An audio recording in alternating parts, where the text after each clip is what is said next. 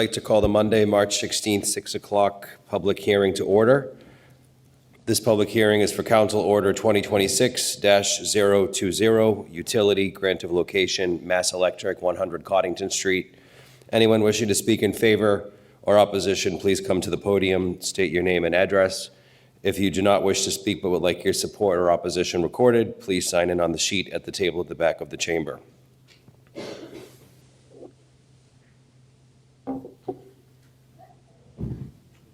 Anybody here on 100 Coddington Street? My name is Ivan Chung. I'm with my wife, Lai Chow. We live on 131 Sagamore Street, Ward 6. There's one of the electrical poles, I think, from National Grid that's being proposed, being moved to Southern. That's later. This particular address, sir, is 100 Coddington Street, I believe. Okay. I got you. That's I fine. thought you were just. You just called got me. it. You'll be referring to 2026-025. That's the last one at 625. Got it. Thank you. Anybody here on 100 Coddington Street?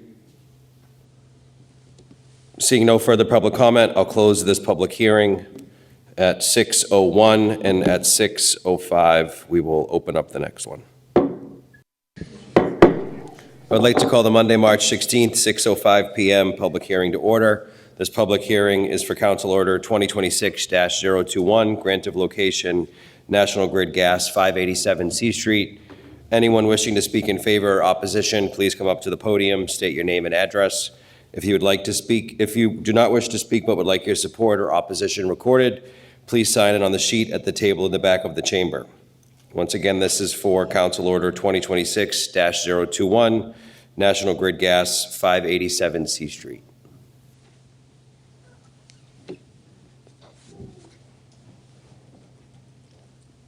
Seeing no further public comment, I will close this public hearing at 6:05 PM, and we will resume the next public hearing at 6:10.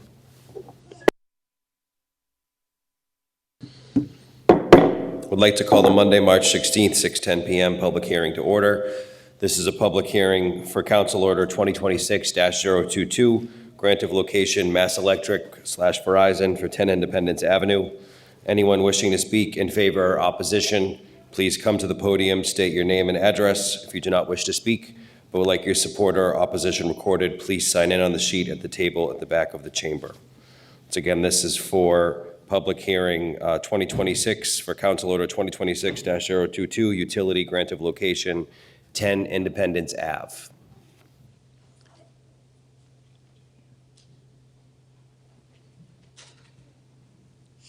Seeing no public comment, I will close this public hearing at 6:10 PM, and we will resume at 6:15 for the next public hearing. I'd like to call the Monday, March 16th, 6:15 PM public hearing to order. This is a public hearing for Council Order 2026-023, grant of location, Mass Electric/Verizon for 58 Taylor Street. Communications have been received from the following residents in opposition to this order. All have been opposed to the pole being moved and to the curb cut. These communications have been received from Diane Salvoni, 76 Taylor Street, Sage Lewis and Caitlin Goff, 66 Taylor Street, Mai Zhu, Taylor Street, and Xiao Kevin Dai, 62 Taylor Street. Anyone wishing to speak in favor or opposition, please come to the podium, state your name and address. If you do not wish to speak but would like your support or opposition recorded, please sign it on the sheet at the back of the chamber. You want to just come up right to the No. No, if anybody in favor or opposed who would like to speak on it, or without necessarily a vote, but would like to give their opinion, is welcome to come up to the podium, state your name and address. I can speak first. My name is Daniel Lin. I live at 58 Taylor Street. I'm the son of Jing Quan Chen and Mei Lin, who own the house. The pole is right where the sidewalk ends, and it's about 5 feet in the middle of our about 10 feet driveway area. I don't know if I can pass this to you, but that's just an image of the pole. And you can see the newly paved driveway is where our property is, and it's right in the middle of it. Our household has about, 6 people. 5 of them are able to drive now. 2 of them are high schoolers. One of them is about to be of driving age, so it's quite inconvenient to have that pole there. If we were to move it over the 8 feet and cut the curb about 5 feet, I have an image here where it shows 2 rather large cars parked on the street here in front of the pole, and in the same image has that van, the back of the van, that shows a lot of room.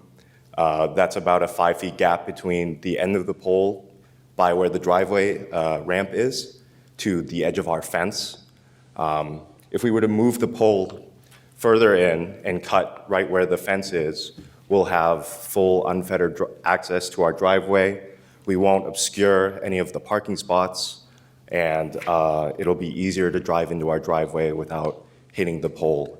We actually reversed into the electrical pole maybe like a month and a half ago, just because it's dark and we have to go in at an angle with all the snow. So it was not pleasant.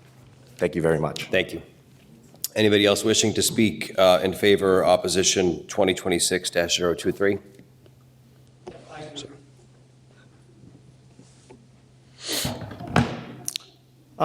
Good evening, councilors. My name is Xiao Dei. I live at 62 Taylor Street. I have been living there for 10 years.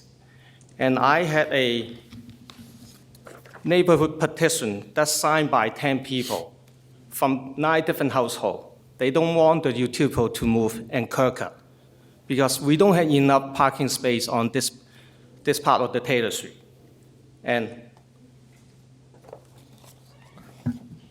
some of the people cannot come here tonight because they are working, taking care of their children, elderly parents, and I represent my family and the community to oppose moving the utility pole. That was requested by 58 Taylor Street homeowners. I have spoken to many neighbors, including 53, 56, 57, 59, 63, 66, 67 Taylor Street, homeowner and resident. And no one wants the utility pole to be moved and the curb cut to happen. There's no reason and no game to relocating the utility pole and allow the curb cut. Okay, and there's a negative consequences of moving the utility pole and allowing the curb cut. These actions will affect the quality of life. For example, there's a lady who has a disability and she cannot walk far. She often has to park her car far away when there's no nearby on-street parking space. In addition, she doesn't feel safe walking far from home in the evening. And more important, the 2 major snowstorms that happened in January and February demonstrate just how valuable each and every street parking space is. I saw many residents had to park their cars on the side street and use controversy space saver. And in addition, rewiring the power lines, internet lines, city fire alarm on the utility pole, and ground wire under the sidewalk will cause a lot inconvenience and disruption, particularly for those at home, retired, working, care for their elderly parents, children, while going without power. And moving the utility pole is different from replacing the utility pole. Moving the pole is a lot of disruption and a lot of work. Replacing the utility pole, that is a normal maintenance. And on the public hearing notice, the 58 Taylor Street owners request to relocate the utility pole for new driveway widening. But the new driveway is misleading and incorrect. There's already an existing driveway that is used by 58 and 62 Taylor Street for nearly 100 years. It is unnecessary to move the utility pole in order to widen 58 Taylor Street size of the shared driveway. The shared driveway has a 15-feet opening, and It's even wide enough for a large truck to get in and out.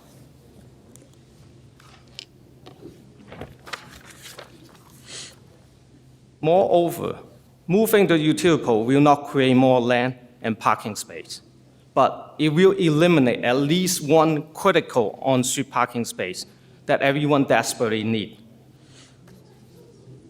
And the shared driveway used by 58 and 62 Taylor Street is more than sufficient for vehicles to enter and exit. 58 Taylor Street also has sufficient parking spaces at their side of the driveway. And ladies and gentlemen, the City of Quincy ordinance clear on utility permits is stated following. The permit system is intended to achieve an efficient use of public rights of way, consistent with the present and future service demands and protection of public interests are related to safety, health, and quality of life. The city permit ordinance also say that the pole spacing shall be the maximum allowed under the code, consistent with the location and criteria stated in this utility permit chapter. No one benefit from moving the utility pole because everyone had to sacrifice their on-street parking spaces. Future power and internet outage will cause lots of inconvenience for residents. As a result, it will impact our enjoyment of quality of life. In conclusion, there's already a driveway available that has been shared by respective neighbors for nearly 100 years without interference. The size is adequate, and the access is more than sufficient, while each neighbor is respectful for one another. Implied easement allow each neighbor to temporarily cross over the other land while entering and exiting the property, and may not be obstructed by either party. The two major storms demonstrate how valuable even a single street parking space is. And we cannot justify moving the pole for one homeowner and affecting so many people live on that part of the street. The city council members are asked to deny this permit for pole number 23 relocation and expansion of the curb cut, which in the end deliver no value to any individual and the community. Thank you, Councilor, for your time. Thank you. Thank you. Anyone else here and wishing to speak on 2026-023, utility grant of location, Mass Electric, Verizon, 58 Taylor Street? Am I allowed to comment again? No. Sorry. Do you want to? Yeah. Okay, Chair recognizes Councilor Hubley. Thank you, Councilor Ash. Yeah, I've heard from a number of the different residents received letters, all of which have been furnished to all of my colleagues here on the committee. And the overwhelming sentiment is that this change represents a reduction in parking with no increase in off-street parking. And so when this comes out of committee, I will be voting no on this. Thank you. Seeing no further public comment, I will close this public hearing at 6:25.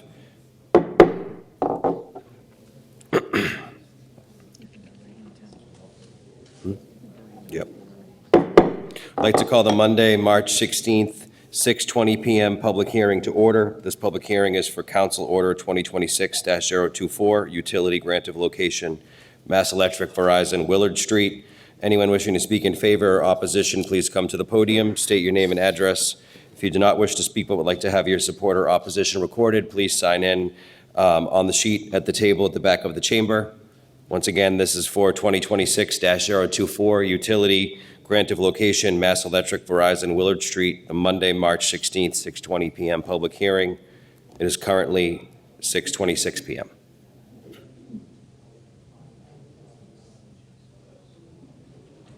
Seeing no public comment, I will close this public hearing at 6:26 PM.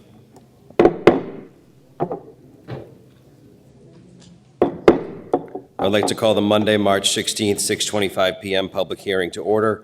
This public hearing is for Council Order 2026-025, grant of location, Mass Electric Verizon, 137 Sagamore Street.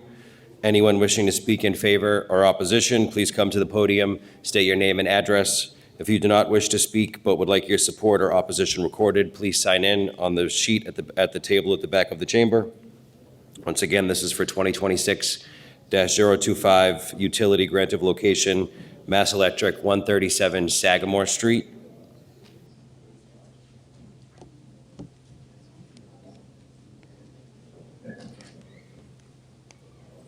How are you? My name is Ethan. So I am the son of the developer for 137 Sagamore. Ethan, just your full name and address, please. My full legal name is Gui Ming Hung at 69 Appleton Street, Unit 1, Quincy, Mass. 02171.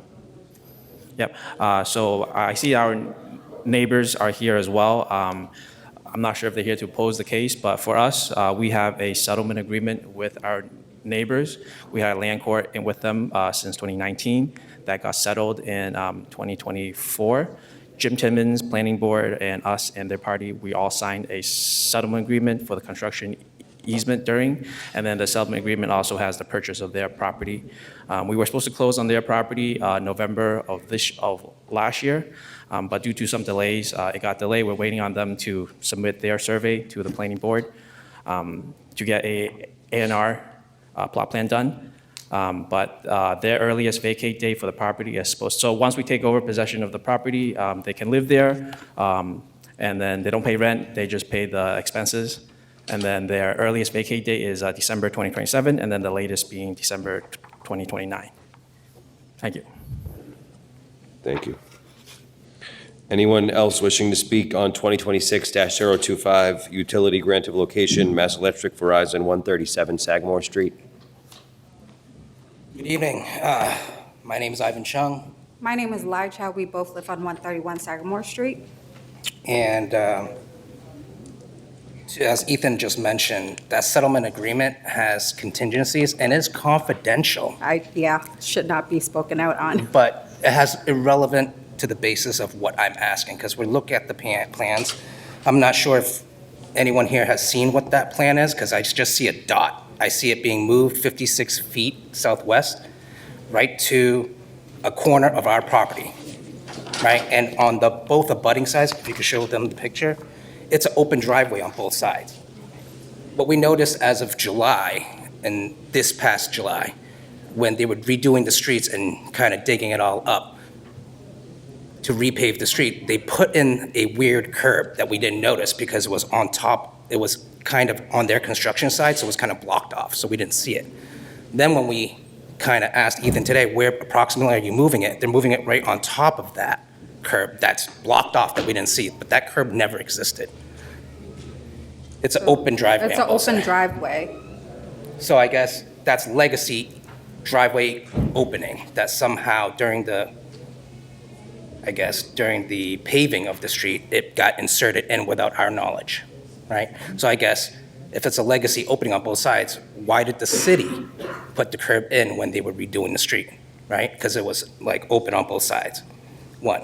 Two, at the same time, we don't have any record of a notification in July 1st of 2025 where National Grid inserted a gas pipe into our driveway at the same time they were redoing the street. So it looked like they were just repaving the street.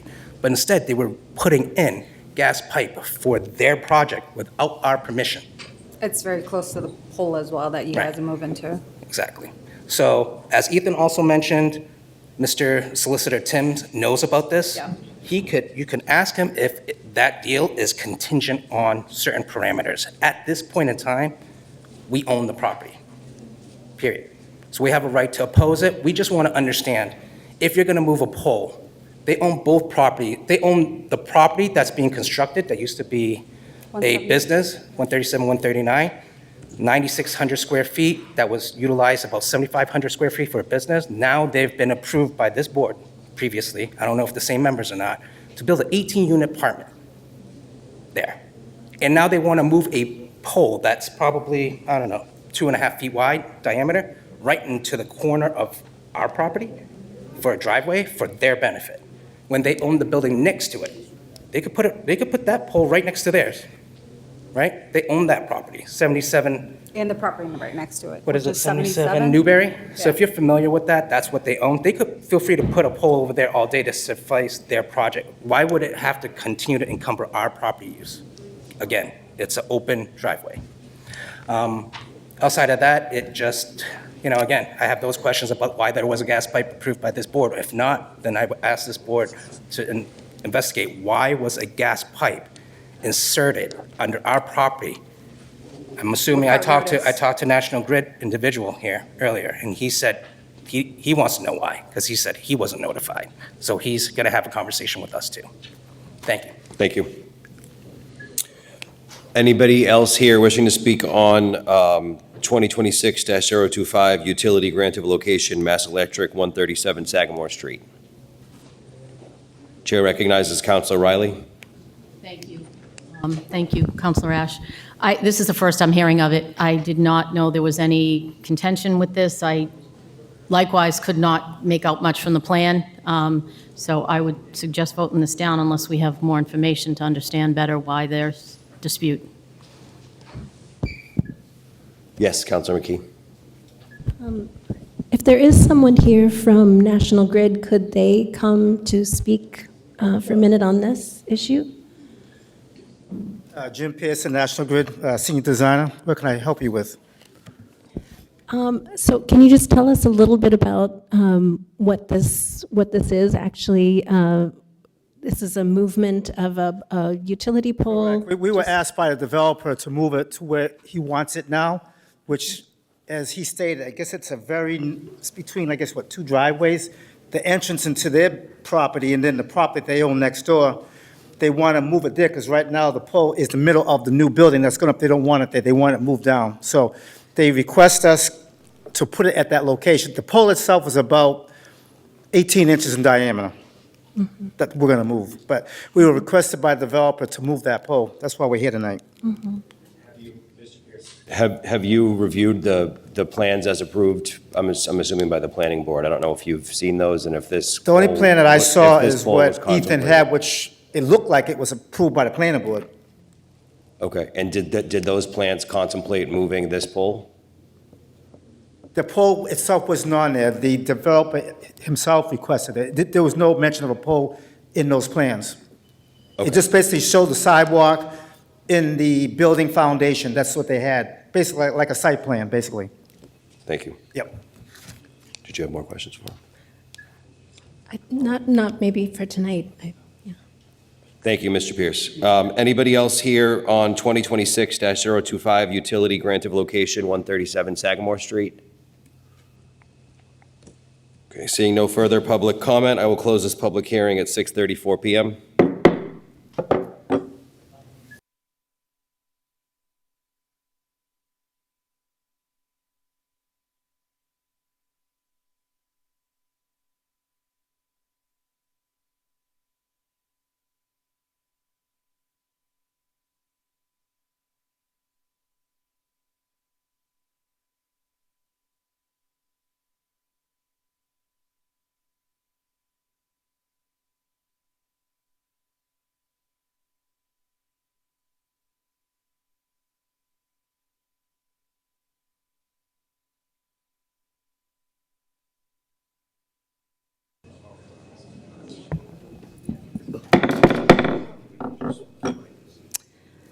Hello, good evening. This is the March 16th meeting of the Ordinance Committee. I will read the open meeting law right now. Pursuant to the open meeting law, any person may make an audio or video recording of this public meeting or may transmit the meeting through any medium. Attendees are therefore advised that such recordings or transmissions are being made, whether perceived or unperceived, by those present and are deemed acknowledged and permissible. Madam Clerk, please call the roll. Counselor Ash. Present. Counselor DeBona. Present. Counselor Hughley. Counselor Jacobs. Present. Counselor Mahoney. Present. Counselor Riley. Present. Counselor Ryan. Present. Counselor Yuan. Present. Chair McKee. Present. 9 members, you have a quorum. All right, thank you. Okay, so I'm going to go ahead and just read the order, which is something that I put forward. and then we'll invite Solicitor Timmons up to answer the questions. So this concerns the raises that were voted in for the council and the mayor, and how they were deferred. So, whereas in October 2024, the mayor and city council president announced that the State Ethics Commission had brought forward conflict of interest concerns about the mayor's and council's 79% and 50% raises taking effect on January 1st, 2025, in the same term as the mayor and council were voted in. And whereas the mayor and city council said they would delay taking the raises until their next terms in order to comply with state conflict of interest law, and whereas the city of Quincy handled those deferments administratively, never amending the raise ordinances, 2024-055 and 2024-056, to alter their January 1st, 2025 effective date, and whereas a majority of the newly elected city council campaigned on a platform of transparency and accountability and criticized the lack of community input and rigor involved in the raise process, and whereas a supermajority of the newly elected city council would like to undo the raises and start the raise calculation process over, this time with community input and a salary review of comparable positions. Be it ordered that the Quincy City Solicitor appear before the City Council to answer the following questions. What process did the city undertake to defer the raises administratively in 2025? And if a majority or a supermajority of the current City Council were to vote to administratively defer the Council's raise, Ordinance 2024-056, for the current term, 2026 and 2027, returning the council's salary to $29,128.65, would the city administratively defer the raises for all councilors as it did in 2025? And just a note, I did this in January and got that figure from the city list of salaries. So what's in the actual budget is $29,700. So that amount would, what we're talking about, would return to the previous amount, $29,700. So Solicitor Timmons, can we have you come up?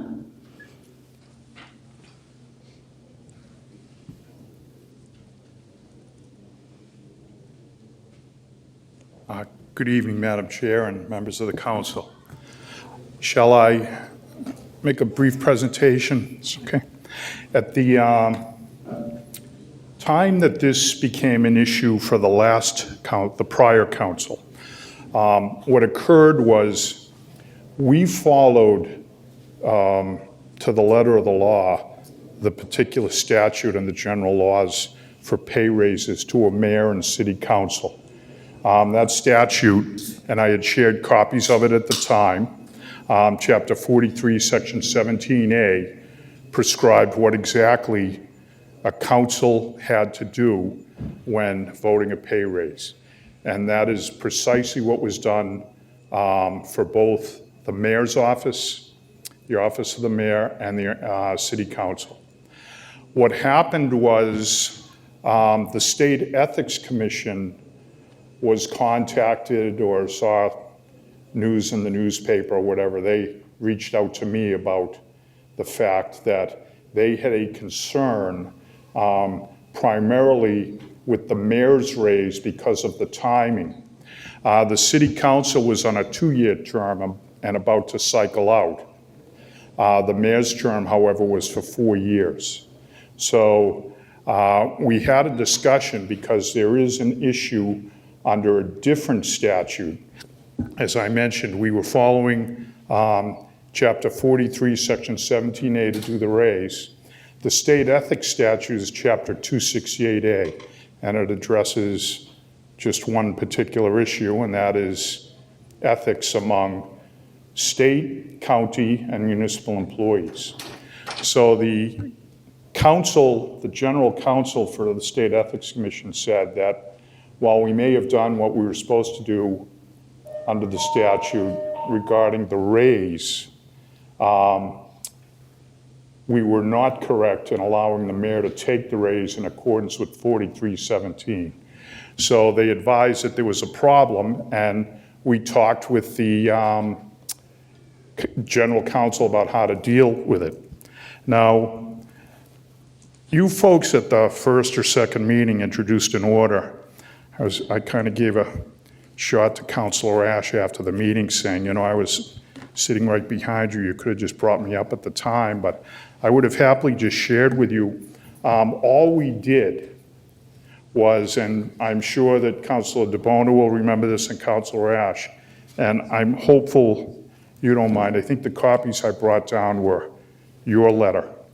But what each councilor did was they sent a letter to Lisa Curtin, who's the business manager in municipal finance, and just said simply, I write to advise that I am declining the recently voted salary increase for city councilors. I ask that you maintain my salary at the rate of $29,800 annually. It's a little more in the sentence I'm skipping. My salary should not increase until after the next city council term, commencing in January of '26. So that's where we sit now. And that's really all they did. And I have copies of this letter. I'll circulate them, but that's really all you need to do. The issue when it comes to pay raises is not so much the language of an ordinance or whatever, it's whether you take the money or not. And what happened in this case, and this was something I worked on with the general counsel of the State Ethics Commission. They said that had we not done this, they would have opened an investigation into the matter, but there was no investigation open. And frankly, I'm probably going well beyond what I should, because state ethics is, you know, they maintain confidentiality. They won't even acknowledge whether they're conducting an investigation or not. So, but at the time, the councilors and the mayor agreed, given what was going on, that we just disclose what was going on and happening, and it was a pretty easy fix. So my recommendation to you folks is, if you want to just replicate this letter, that can eliminate all the, you know, concerns and heartache about what you might go through in order to adjust the raise. You can just simply advise municipal finance, as your predecessors did, that you are declining the raise. And then your check will be based on a $29,800 annual salary, whatever that works out to weekly. So, thank you, Solicitor Timmons. We wanted to do this in public, hence, you know, talking to you right now. I did ask for that letter earlier, and you told me that you had decided not to share it, so this is nice to actually have the letter No, shared. I'll wait till you're done, sorry. Okay. You can finish. Okay, so I am, it's true that what you're saying, that there's two state laws, and they seem to actually be in direct conflict with each other. So one of them says that, you know, councils can put in ordinances for the next calendar year, but the state conflict of interest law says you cannot change raising or lowering your salary in the current term. It has to be for the next term, because you may or may not be there based on election results, right? So those are two state laws that are just in conflict. I guess, was there any pushback from any members of the council when this was raised as a solution to this issue of the two state laws being in conflict? I'm not sure what you mean. What do you mean by pushback? So I guess what I'm saying is, when you suggested this as a solution, did everyone agree wholeheartedly and immediately, or was there some discussion about that? I'm not quite sure about what constitutes wholehearted agreement, so, but I will tell you, I just don't understand the question. They were told by the State Ethics Commission, acting through me, I told the counselors, this is not legal. Everyone said, what do we do? And it took me about a week working with the general counsel. We came up with this letter, and this all happened in one night. To say there was no pushback is understating. It was complete cooperation. And I just want to correct something you said, which is inaccurate. What you asked me for was the letter from the State Ethics Commission to the counselors. And I asked a couple of counselors, how do you feel about sharing that? And they weren't comfortable with that. And I agreed. Like the letter sets out the specifics of a concern that the State Ethics Commission had with an individual, and they didn't want that shared with the public. But I never said I wouldn't share this letter with you. I would have told you that at the night of the first meeting, that's how we solved it. But no, there was, I think I'm understanding your question correctly. I hope I am. But your predecessors completely cooperated because they heard what you're hearing tonight, that we couldn't do it. We couldn't do it, yeah. Yeah, and one other correction is this. What the State Ethics Commission is concerned about is money changing hands. So you can take actions on an ordinance that relates to salaries, but they just don't take effect in terms of the effect on the money that changes hands until a term has completed. Okay, so I think that was a misunderstanding. I intended to ask for, this letter that you're talking about in addition, so we just had our wires crossed. No problem. So I reached out to the State Ethics Commission, and they said that we can repeal the council's salary for sure, starting in 2028 for the next council term. No question, if we do it well in advance of papers being taken out for candidates to run for office, which this currently is for sure. They said that, I said, well, what if we wanted to take a vote because, we want to be sure that we're all on the same page, like this, it seems an equity issue. If all of us can do something. So they said that's going to be your decision. So the second question, if we were to take a vote on this issue, whether we can go back to the previous salary, that's the central question, I guess, and that they said you have to answer. Sure. First of all, when you say you talked to the State Ethics Commission, who specifically did you speak with up there? I'm going to forget her name, but it was a woman. It was not like the general counsel. Was she one of the attorneys or? She's one of the attorneys. I called their office and they put me in touch with someone and, yeah. I asked because I'm sure that had I been in on that call, I may have been able to clarify for her that we weren't just talking about whether under the state ethics statute you could take actions. The concern I expressed to you a while back about these ordinances is your use of the word repeal.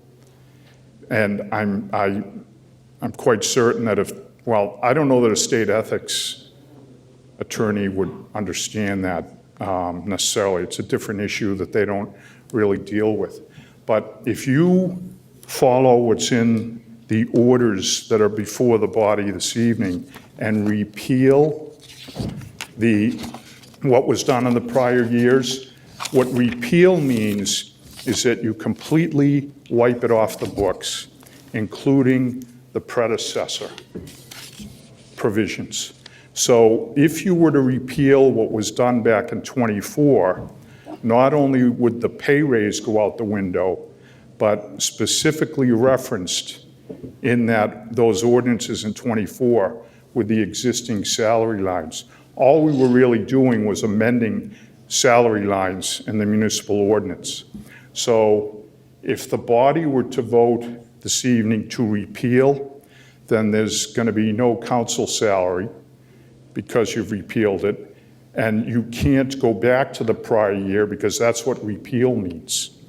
And there'll be no mayoral salary.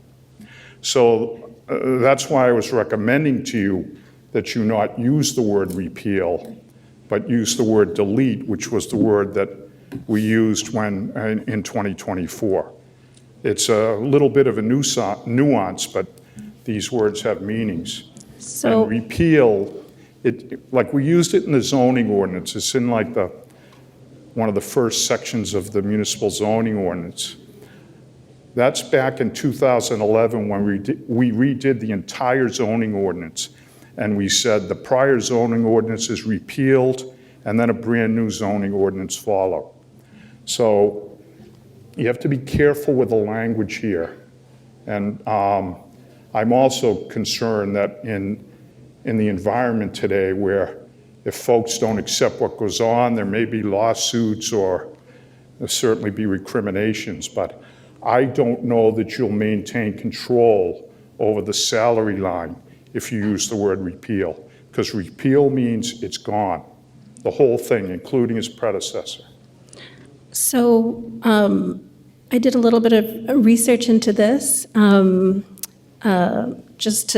because you had mentioned early on in my tenure that you didn't think that the council could repeal things. And from the city charter, section 5, it says the city council may at any time by ordinance increase, reduce, establish, or abolish salaries of heads of departments or members of boards. And so the question is the mayor the head of a department? And section 512 of the city code says yes, the office of the mayor shall be known for administrative and budgetary purposes as the executive department. And then I looked into whether the council can repeal things, and it says, section 21 of the city charter says, no ordinance shall be amended or repealed except by an ordinance adopted in accordance with this chapter. So we can repeal things. That's also chapter 43, section 21 of Mass state law, and then state law, chapter 43B, section 13 says, any city may, by the adoption, amendment, or repeal of local ordinances or bylaws, exercise any power or function which the general court has power to confer upon it. So I think on that question, it seems clear to me that we can repeal things. I guess what I'm asking you, I don't think we could repeal our current salary because of this not being able to take legislative, ordinances on our own salary. But they said you could decide whether or not we could take a vote and whether or not a supermajority could decide to go back to the old salary. So my question is, could we take a vote and a supermajority or a majority of people voting to go back to the old salary would take us back to the old salary? Well, I'm sorry I wasn't clear. And I want to explain that we're all on the same team here. I hope that's understood. Like, you folks are now the legislative body of the city of Quincy, and I know at least a few folks, because I've worked with them over the past several years, understand this, but we're supposed to be working together to move things forward. And frankly, I'm not sure what your background is, and I won't challenge it, but generally speaking, city councilors don't challenge when a city solicitor gives an opinion. I mean, I've been around doing this. I'm trained in municipal law. I know exactly what the state ethics lawyer said to you, because they say that in the first instance, all state ethics-related questions are to be answered by the city attorney or the town council. So that's what she said to you. But we're not dealing with ethics issues here. We're dealing with a different matter, And, I suppose, the council's going to do what it's going to do, but I am publicly advising you that you're going to be creating a real problem because of what the word repeal means. Yes, it shows up in the general laws. You didn't mention General Law Chapter 4, where the word repeal is defined. It's in there, it's defined, and it says it wipes out not only what is currently in place, but all predecessors. And generally, you use repeal. I use the example of when we redid the zoning ordinance. We did a brand-new rewrite of the entire zoning ordinance, so we said the prior ordinance is totally out the door, so there'd be no conflict. Have you I'm looked at? not certain why you're so committed to the word repeal, but if you use the word delete, everything's fine. You get the outcome you want. The number, the salary number is off the books, and you replace it with whatever number the body votes for. So that's my strong recommendation we do. We're going to avoid a lot of problems. So I understand what you're saying, and I think in the ordinances that I subsequently wrote, once I realized that we do have to repeal things with an ordinance, I've written it so that it talks specifically about going back to the prior salary, so that we wouldn't end up with a situation where no one's getting paid in the city, the mayor's getting zero, we're getting zero. I guess we're still not getting to the question here because what I'm trying to find out is we can't repeal our current salary, but can we take a vote and the city would allow us, if we all, or most of us voted to do this, they said you would have to weigh in on this. Could we take a vote and the supermajority of us could take our salaries back to the original level? It wouldn't be called a repeal in this case for our current term, so that's issues off the table. Okay. Well, then, are you going to be rewriting these orders? This order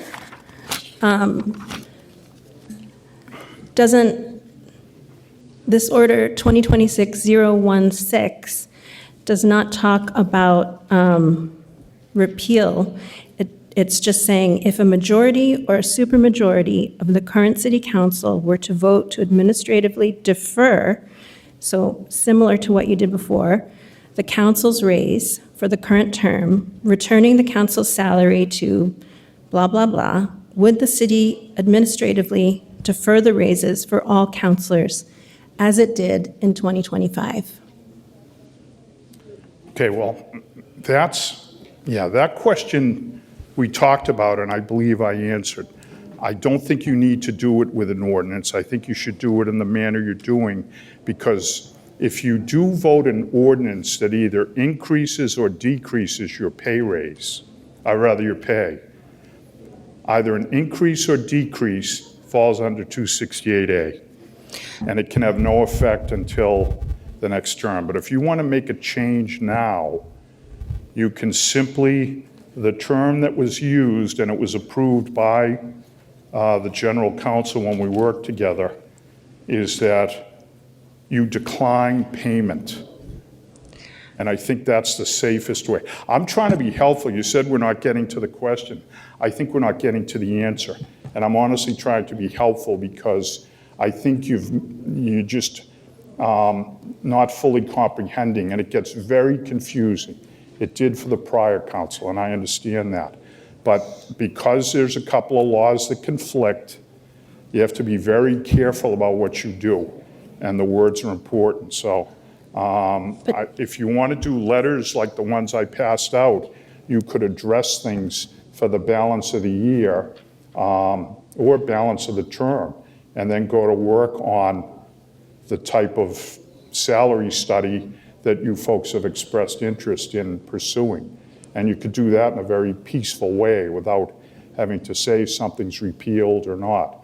Because the fact of the matter is, right now, the mayor is on record in municipal finance, and it has been the case since he filed his letter, that he declines payment on the salary, and the increased level will not take effect until the beginning of the next mayoral term.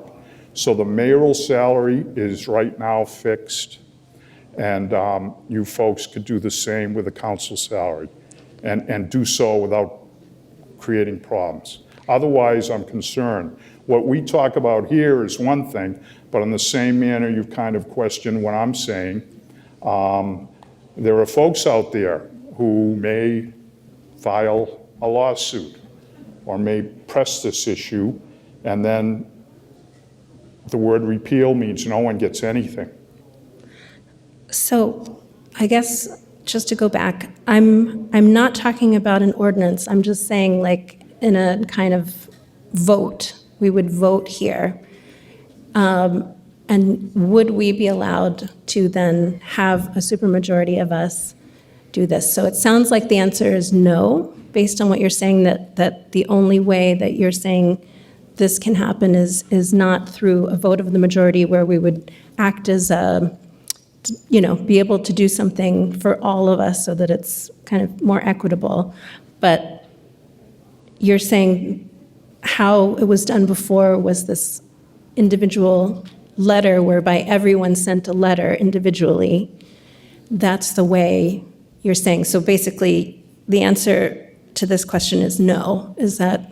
Well, I don't know about that. Like, you're asking me questions, and they're not necessarily yes or no questions. I don't know what you mean, can we just vote? Resolution, order, like what would it be? I don't know what you mean. It could be a resolution, could be an order, like either one of those. Okay, It's not an ordinance. well, I'm not sure why you need to if the council, I suppose members can chime in. I hope I've been clear with what I'm saying, but I don't know what mechanism you could introduce this under this general equity theory. I think talk to your colleagues and see, you can talk among yourselves because I know that my experience with Councilor DeBona, Councilor Ash, and their colleagues on the prior council, everyone was cooperative, and I'm certain that this group could be as well if you talked about this. Okay, thank you very much. Councilor Riley, and you were just saying that we have to just go to finance. Okay, sorry about that. Thank you very much.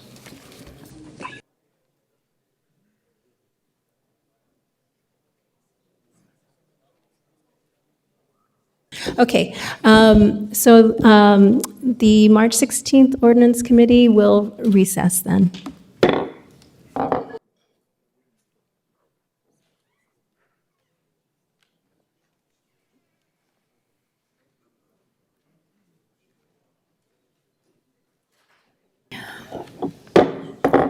Good evening. I would like to call to order the March 16th, 2026 meeting of the Quincy City Council Finance Committee and begin reading the open meeting law. Pursuant to the open meeting law, any person may make an audio or video recording of this public meeting or may transmit the meeting through any medium. Attendees are therefore advised that such recordings or transmissions are being made, whether perceived or unperceived, by those present and are deemed acknowledged and permissible. I'd like to state for the record, do you want to take a call? Roll call? Okay. Councilor Ash. Present. Councilor DeBona. Councilor Hubley. Councilor Hubley. Walter. Councilor Hubley. Councilor Hubley. Councilor Jacobs. Present. Councilor Mahoney. Councilor McKee. Present. Councilor Ryan. Present. Councilor Yuen. Present.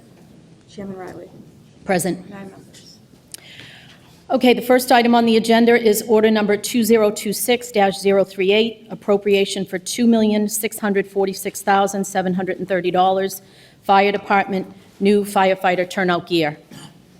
And I would like to read that order into the record. The order is dated February 23rd, 2026. Be it ordained that $2,646,730 is appropriated to purchase fire department equipment and safety gear, and to pay all of the costs incidental and related thereto. To meet this appropriation, the treasurer collector, with the approval of the mayor, is authorized to borrow $2,646,730 under General Law, Chapter 44, Section 7-1, or any other enabling authority, and to issue bonds or notes of the city therefore. The treasurer collector is authorized to file an application with the Municipal Finance Oversight Board to qualify under Chapter 44A of the general laws any or all of the bonds authorized to be issued by this order, and to provide such information and execute such documents as the board may require for these purposes. I'd like to note that accompanying this original order when it was introduced on March 2nd was a letter dated February 17th, 2026, from Interim Fire Chief Gary Smith to Mayor Thomas P. Koch, and a one-page cost estimate for the items to be covered by the appropriation. The supplemental materials that were delivered to the councilors on March 12th and will be presented this evening has been posted to the city's website on the homepage. As legally required, this matter was referred to this committee on March 2nd and was advertised in the March 4th edition of the Patriot Ledger, satisfying the 10-day public notice requirement. I would also like to add that although there are other matters that have been referred to the Finance Committee for discussion, as the chair, I wanted to make this the only business discussed here tonight in committee. I, along with my fellow councilors, recognize the importance of this request. And just to be clear, the request is to approve the $2.6 million bond debt to pay for the emergency gear for our first responders. It is not to approve the purchase itself. That lies solely within the control of the administration and the department. So with that, I'd like to turn this over to Chief of Staff Walker to begin the presentation. We will hold questions from the councilors until all presenters have presented. And under Rule 10, we will limit the initial comment period for each councilor to 15 minutes. Thank you. Madam Chairwoman, through you, thank you very much. It is a great honor tonight on behalf of Mayor Koch to introduce tonight's presentation on a proposal that will continue to make the city of Quincy not just a regional model, not just a statewide model, but a national model when it comes to protecting those who protect us, our firefighters and their families. You've all received the relevant material, and it has been posted publicly to the city's website. The team is here this evening and ready to answer every single question this body may have. Leading the presentation this evening will be Interim Fire Chief Gary Smith, who will provide a brief overview and be able to answer any questions you have relative to the new gear we expect to purchase with approval of this authorization. He will be followed by Quincy Firefighters Local 792 President Thomas Bose, who has really put in an incredible amount of work, he and his group, over the last number of years relative to firefighter safety and specifically on this issue. He'll walk through a timeline on how we got to where we are this evening. I also want to acknowledge we have with us tonight the President of the Professional Firefighters of Massachusetts, Trish McKinnon, and Bill Cabral, also from Professional Firefighters of Massachusetts. Following them, we'll have Notre Dame Professor Graham Peasley. He is an expert on PFAS, and you have a good amount of material from him. A lot of his work is based off of the nucleus of the work that we've performed and the union has performed over this past year. Municipal Finance Director Paul Delabarber will then review the debt schedule and the financing of the purchase. With us tonight from the finance team, we also have Strategic Assets Director Rick Kosha, and from Ramirez & Co., the managing partner of Ramirez & Co., Mario Marsano, one of our outside financial advisors. Lastly, and not leastly, Solicitor Timmons will touch on the legal issues related to this matter. With that, with the body's permission, I would turn it over to Chief Smith.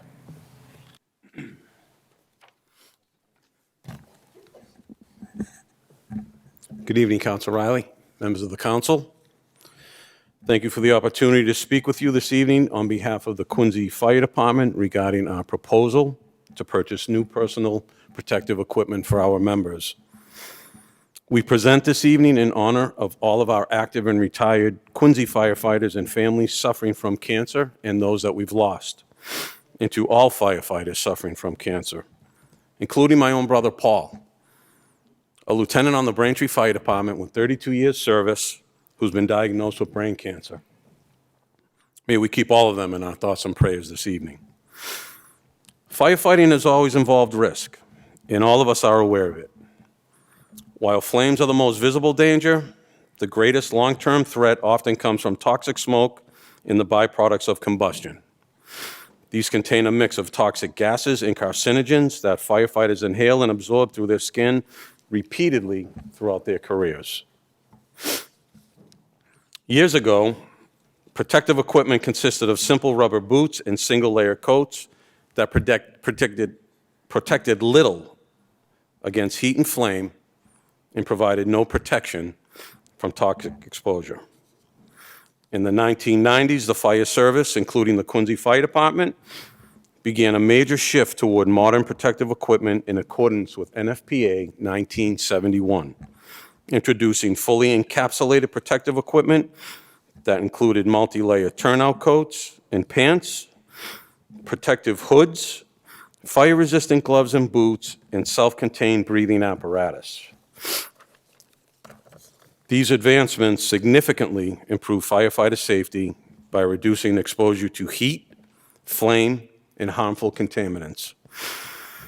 During the same period, we also began addressing another major exposure risk: diesel exhaust inside our firehouses. Historically, apparatus bays were open to living quarters, allowing diesel fumes to circulate through the areas where firefighters lived and slept. To address this, the city installed separation doors and Plymovent exhaust extraction systems in accordance with NFPA 1500, capturing diesel fumes directly at the tailpipe and reducing carcinogen exposure risk.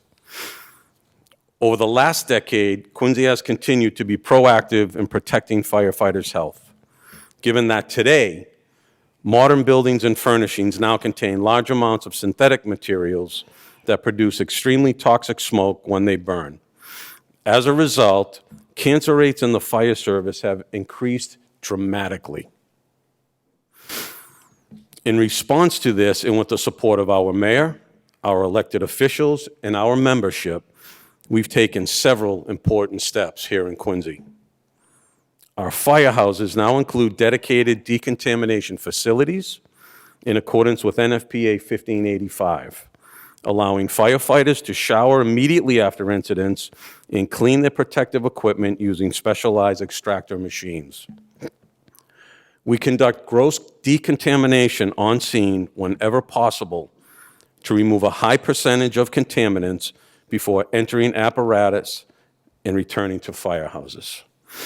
Each firefighter is issued 2 sets of protective equipment to ensure that contaminated gear can be properly cleaned without compromising operational readiness, in accordance with 1851 standards of the NFPA.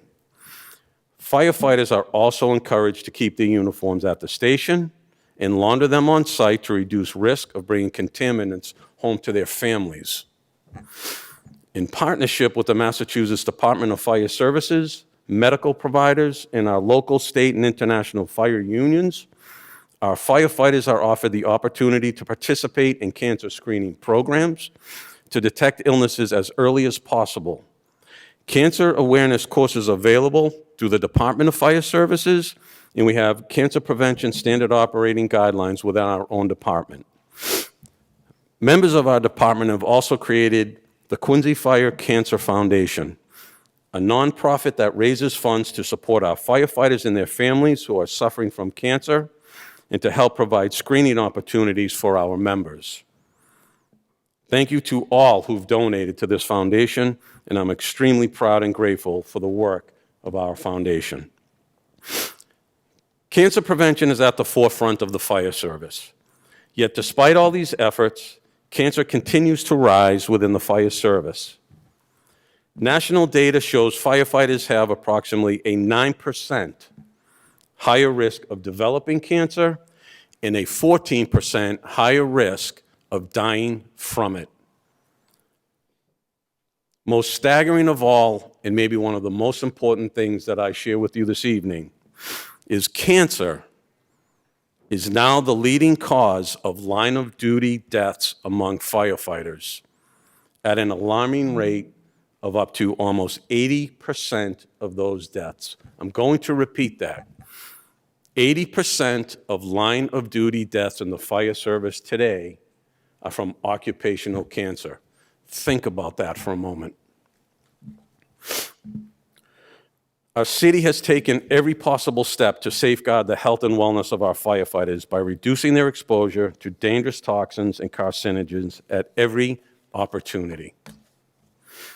Now I stand before you this evening to report that research and testing have proven that the personal protective equipment our firefighters are currently wearing, our first line of defense against toxins and carcinogens, contains dangerous levels of chemicals known as PFAS. Most concerning, they've been intentionally added. These compounds have been used in protective equipment for their moisture repellent and thermal resistant properties. Known as forever chemicals, they're persistent. They do not break down readily in the environment nor in the human body, and are increasingly linked to cancer and other serious illness. Research and testing conducted by Professor Graham Peasley of the University of Notre Dame has brought national attention to this issue, and it's what prompted us here in Quincy to begin testing our own equipment. I welcome Professor Peasley to our city for his extraordinary work and thank him for being here this evening.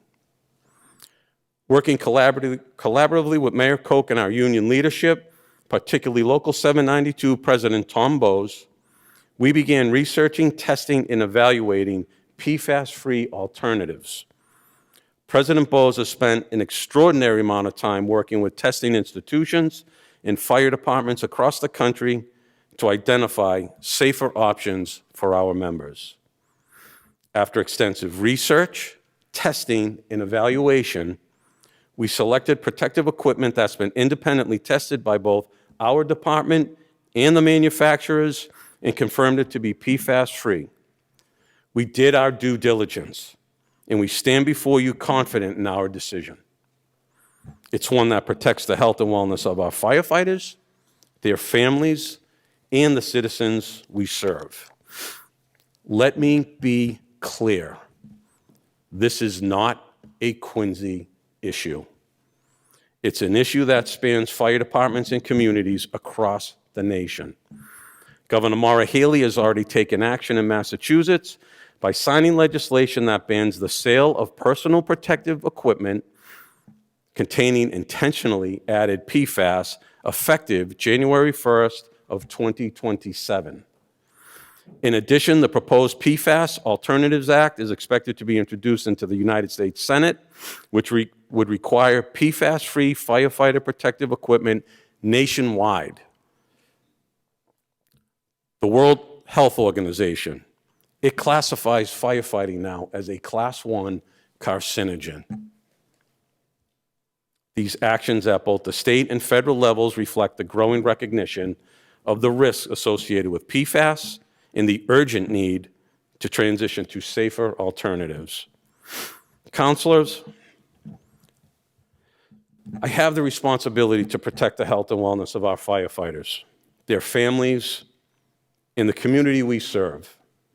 We have a duty to act in the positions we hold to provide the safest available personal protective equipment for the men and women who risk their lives every day to protect the lives and property of this city.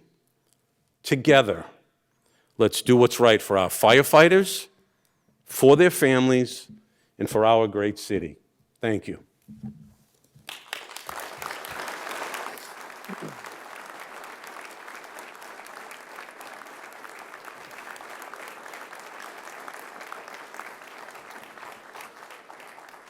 At this time, Councilor, I'd like to introduce Local 792 President Tom Bowes, who's going to come up and discuss the testing portion of the presentation. Thank you.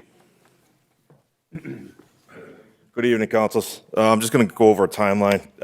My name is Tom Bowes. I'm a lifetime Quincy resident, president of the Quincy Firefighters Association, Local 792. I represent 280 sworn members of the department. It's my 26 years as a firefighter, almost 25 of them being a principal officer for Local 792. I appreciate the opportunity to be here tonight and discuss with the council the process we've undertaken over the last year and longer on behalf of our members and their families to provide the safest care possible. As the chief mentioned, occupational cancer is the leading cause of death of active duty firefighters. I've personally seen far too many of my colleagues who have succumbed. We've been working on this issue for years. It is absolutely critical for the members of the department we get it right, the best firefighters in the country that I took an oath to protect. You have before you a full narrative timeline of the events of the last year that have led us to here tonight. I'm not going to go through the entire timeline, but I will discuss the highlights. One thing I want to stress to the council before I get started in this, we do not believe, based on the work we have done to date, that we have any clean sets of gear in the department in the city. That's an important point as the council deliberates this matter this evening. After working to find the cleanest gear possible for a class of recruits last year, we began hearing reports that while the new gear was guaranteed to be free of intentionally added levels of PFAS, it may still have contained an equally dangerous group of chemicals called brominated flame retardants, or BFRs. Specifically, our concern was related to the moisture barrier. There's 3 layers to the gear. There's a moisture barrier, an outer shell, and a thermal layer. The moisture barrier is in the middle. That's what we were going to have tested for BFRs. This originally had nothing to do with PFAS. Research into these chemicals is very new, and we were so frustrated by what we were hearing. At that time, around April of last year, I was approached by Jason Burns, District Vice President with the Professional Firefighters of Massachusetts, who had been a leading advocate in the gear on the PFAS issue for many years. Jason also helped us with the PFAS firefighting foam a few years back. We replaced all our foam in the city and got rid of the AFFF, and that was thanks to Jason's help. And if he's watching tonight, we appreciate it. Jason was going to try to be with us tonight. He had a family commitment. Firefighter Burns introduced us to Notre Dame Professor Graham Peasley, whose scientific expertise and work on the PFAS issue over the last number of years actually helped guide us to seek out gear that was explicitly sold as PFAS-free, some of which was even made using PF0. Professor Peasley agreed to test a sample from the new gear. A short time later, he called us to let us know the initial testing showed suspected BFRs in the moisture barrier of the gear, which we assumed, but also showed troubling indications of PFAS in a different component of the gear, the outer shell. PFAS that we were told in writing is not supposed to be there. Professor Peasley agreed to a full test of the outer shell for the PFAS as well as the original request relative to the moisture barrier. On June 23, 2025, we received the full report from Professor Peasley, and our worst concerns were confirmed. The test results, which Professor Peasley will discuss tonight, showed high levels of BFRs and levels of PFAS so high they indicated they were intentionally added. We informed Mayor Koch of the test results, and we began a broader investigation into exactly what happened and to determine how deep the issue may actually go.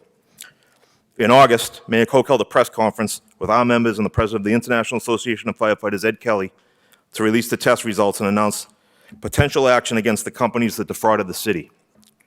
Prior to the announcement, we had begun working with the IAFF scientific department, who's also been amazing. They sent the same original sample tested by Professor Peasley to both Duke University and NC State University. Both Duke and NC State verified Professor Peasley's findings. And you have the material with you tonight as well. You have the reports from Duke and NC State.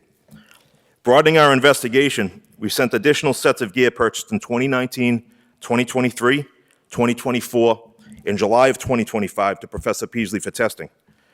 The results we received in September were devastating to hear. Multiple batches of gear promised to be PFAS-free going back to 2019 were loaded with it, as well as unacceptable levels of BFRs. Frustrating news, as we specifically asked the manufacturers to produce documents back in 2019 stating the gear was PFAS-free, which they did and we kept. Our gear committee took that step back then because of what Professor Peasley had started to say in the late 2018 and early 2019 after he tested a set of gear from Worcester about the concern of high level of PFAS in the gear. We kept multiple documents and emails, one specifically stating that our laminates do not contain PFAS chemicals. Another stating a line we've got to know over the years, and we laughed about it earlier. It said, it may contain trace amounts from the production process, and then went on to say the trace amounts would be removed by June of 2018. The test results show that what they said and gave us in writing was a lie.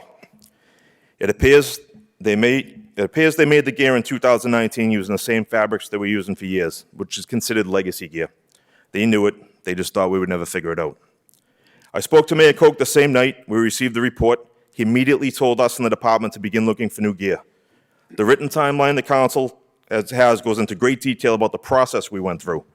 In short, it included multiple conversations with departments locally and around the country, confirmation that the products we were looking to buy were reported as tested as safe, and multiple meetings and trust-building sessions with Milliken and Company, the manufacturer of the products and the gear that we are proposing to buy. All this culminated in January with a site visit to the Milliken facility in South Carolina, and samples of the fabric to be used in our gear was sent to Professor Peasley to be tested.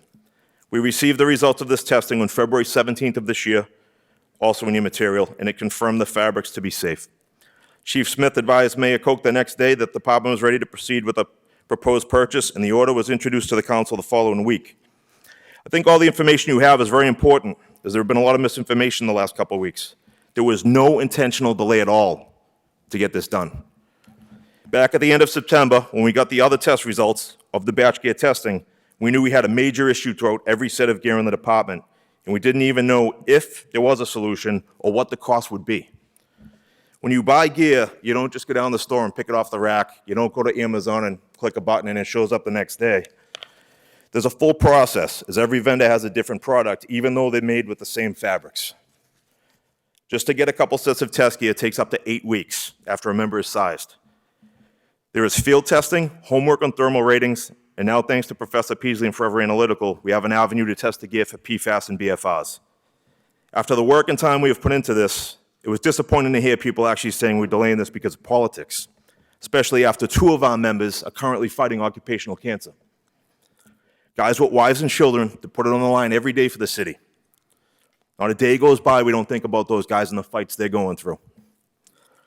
This isn't about politics. This is about doing the right thing and trying to make sure that maybe no one else has to go through what they're going and their families are going through.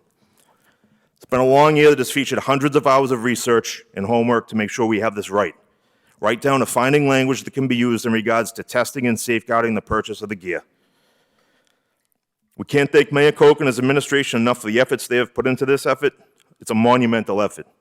Also, a big thanks to IAFF President Ed Kelly, IAFF President 3rd District Vice President Jay Colbert, PFFM President Rich McKinnon, Secretary Treasurer Billy Cabral, Vice President Jay Burns, San Francisco Battalion Chief Matt Alba, who has been a wealth of information for us, Brian Hodges from Milliken, John Sawyer from FIREDEX, Danielle from IPS, and Professor Graham Peasley and Hunter McMillan, Forever Analytical, for all they have done with the testing program.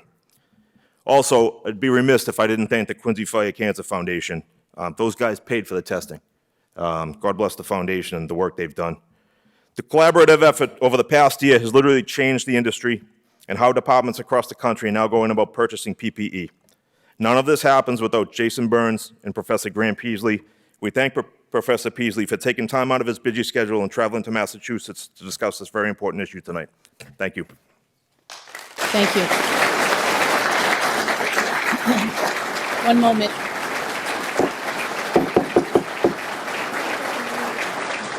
One moment, if we could, please. We'll have to recess this hearing briefly. We'll start the city council meeting, and then we'll come back in committee.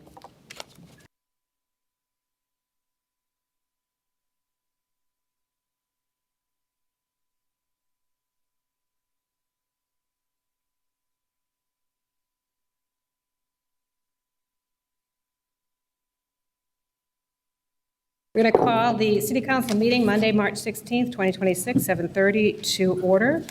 Madam Clerk, could you call the roll, please? Councilor Ash. Councilor DeBona. Councilor Hughley. Councilor Jacobs. Present. Councilor McKee. Present. Councilor Riley. Present. Councilor Ryan. Councilor Yen. President Mahoney. Present. 9 members here. Quorum. If we could all stand for a moment of silence.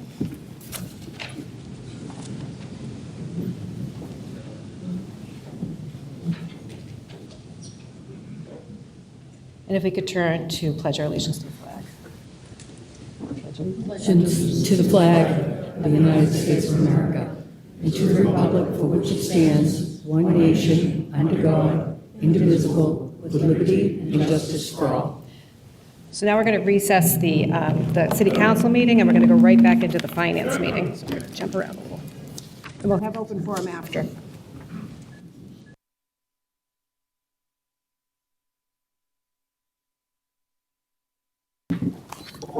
Thank you. We'll call this back to order. Professor Peasley, thank you very much for your patience. No problem. I'd like to thank the council for allowing me to speak. It's a privilege to be here in Quincy, and I'd like to thank the Quincy Fire Department for inviting me.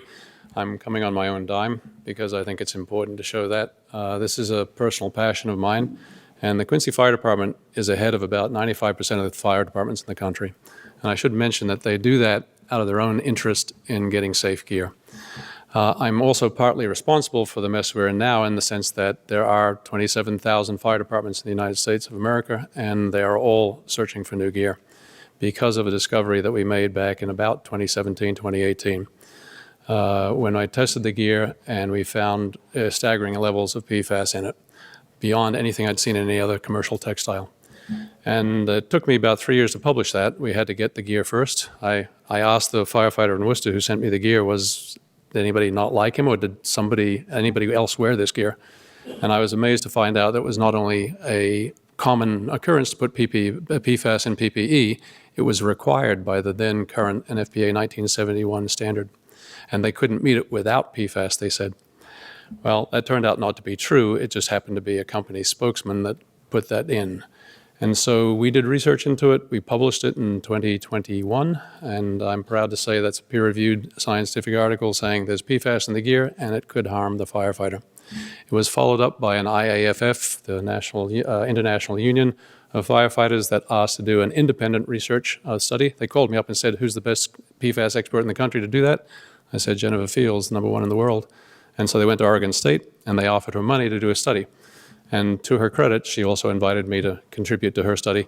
But she did an independent study and not only confirmed the results I had published the year before, but she found another source of them. There were gaseous ones as well as solid ones. And they were, in fact, even worse than what I had predicted. And it represents, both papers were published and said it represents a risk to the firefighter to wear this gear. That was enough for the IAFF, and they did an immediate about-face to their credit. The new union president came in and he said, we're going to be behind this. And within a year, resolutions had been passed by IAFF saying that we want PFAS-free gear, and without it, the manufacturers aren't allowed to attend their conferences. That's their sales route. The manufacturers, of course, were not without some foresense. I told them about my work when I was doing it, and I said, do you guys know how much PFAS are in here? And again, there was plausible deniability. They weren't sure, they hadn't heard this. But at the moment, we went ahead and proved that it's there. And not only that, it comes off. I have pictures of my students holding the gear, and no sooner than we got the gear in our lab that we discovered it transferred to hands. All my students have to handle the gear with nitrile gloves because of personal safety risks. The university won't allow us to handle hazardous chemicals like that without gear on. They have to have eyewear and nitrile gloves. And when the firefighters saw my students holding the gear up for a photograph, hiding behind the gear, they noticed the nitrile gloves and said, why don't I wear the gloves when I wear my gear? And of course, they're putting it on their entire body. I'm not an environmental toxicologist. I can't tell you what the transfer rate is between, but I know it's not zero.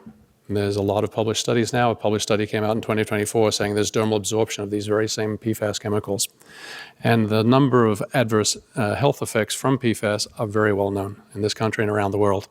And it's scary. And while we do not know that any set of gear could cause anyone cancer, we know that it's not necessary. There was, at the time I published my first paper, a company that came up and said, could you test this gear for us? And I did. Free of charge, and I looked at it and I said, it's got no PFAS in it. Is it 1971 compliant? They said yes. And I said, well, aren't you clever? I'm publishing a paper next week about how this is what we need to do. And they had thought about it, and they spent 6 months beating their competitors to something that was PFAS-free. And this was in 2021, and by 2023, every major manufacturer was now offering PFAS-free gear, or at least they said so. And I thought my job was over. We'd done an amazing thing. Everything had turned around in 3 or 4 years, which is pretty fast for an industry, until I got a call from Jason Burns, who then put me in touch with Tom here in Quincy and one other firefighter in San Francisco. And they said, how do we know our gear is now PFAS-free? They're supposed to have a label, I said. They aren't putting labels in. And that became a little bit of a concern. So I tested some more gear, and most of it, the good news is about 80% of the gear, I've tested about 70 sets in the last 3 months, has been PFAS-free, as advertised. But Quincy was my the second set of gear I tested, and it wasn't. And that was a mistake. It should have been PFAS-free. And the manufacturer apologized, but they are not producing the gear that they spec'd. And so what are we going to do? We're going to trust but verify. And we're going to check that they have PFAS-free gear, and they deserve it. So I'm not here to argue about what all the testing protocols are. I'll be happy to explain that in question time. If you have any questions, I'm happy to answer that. What I would like to say is I support fully any fire department that's trying to change out the gear for their members. They're not doing it for themselves. They're doing it for the future generation of firefighters because they have already been exposed to PFAS, and the future generation doesn't need to be. And I think it's a worthy cause. The issue before you is, of course, how to fund it, and that's beyond my purview. But I would like to urge support for these firefighters, and they are doing a yeoman's job for the whole city, not for the city, but for the state and for the country. Everybody's looking to Quincy, and they've heard about Quincy Fire Department thanks to their press conference when they discovered they weren't getting what they expect. And that's led to this city council meeting will be reproduced in dozens of other cities in the next months and in the next coming years. So I thank you for your time, and I'll be happy to answer questions later. Thank you, Professor.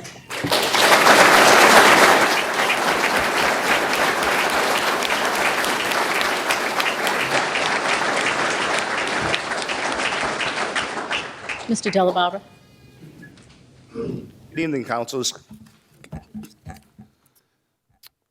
Okay, well, I would just like to say if this council votes and goes forward with this purchase of the firefighter gear for the firefighters, the city was planning on doing a 10-year bond offering. We reached out to a Ramirez and Company to help us estimate the costs on that, and I can go over that with you briefly right now. I believe every councilor has a copy of this with your package. The interest on a 10-year note for this purchase of the gear would be $785,625, with an annual debt service of roughly $325 to pay for it. So that'll be over a 10-year period. The cost increase for the debt service to the average residential taxpayer in Quincy for this purchase would be roughly $7.97 a year for 10 years, or $80 over the life of the bond. If you have any questions on the debt schedule, I'd be more than happy to go over that at that time. Thank you. Thank you.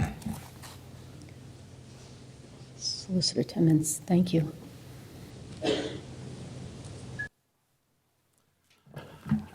Madam Chair, good evening again, councilors. There's not much to say on as far as legal in relation to this acquisition because we're kind of out in a separate universe. The city was involved in a fairly complex matter involving the Honeywell Corporation when McCoke first came in back in 2008. And some of you may be familiar with it, but it went on for about 4 years. We involved the Attorney General's office, private attorneys, and it was a lot of work. Well, we're embarking on that same process now, working with staff from the Attorney General's office.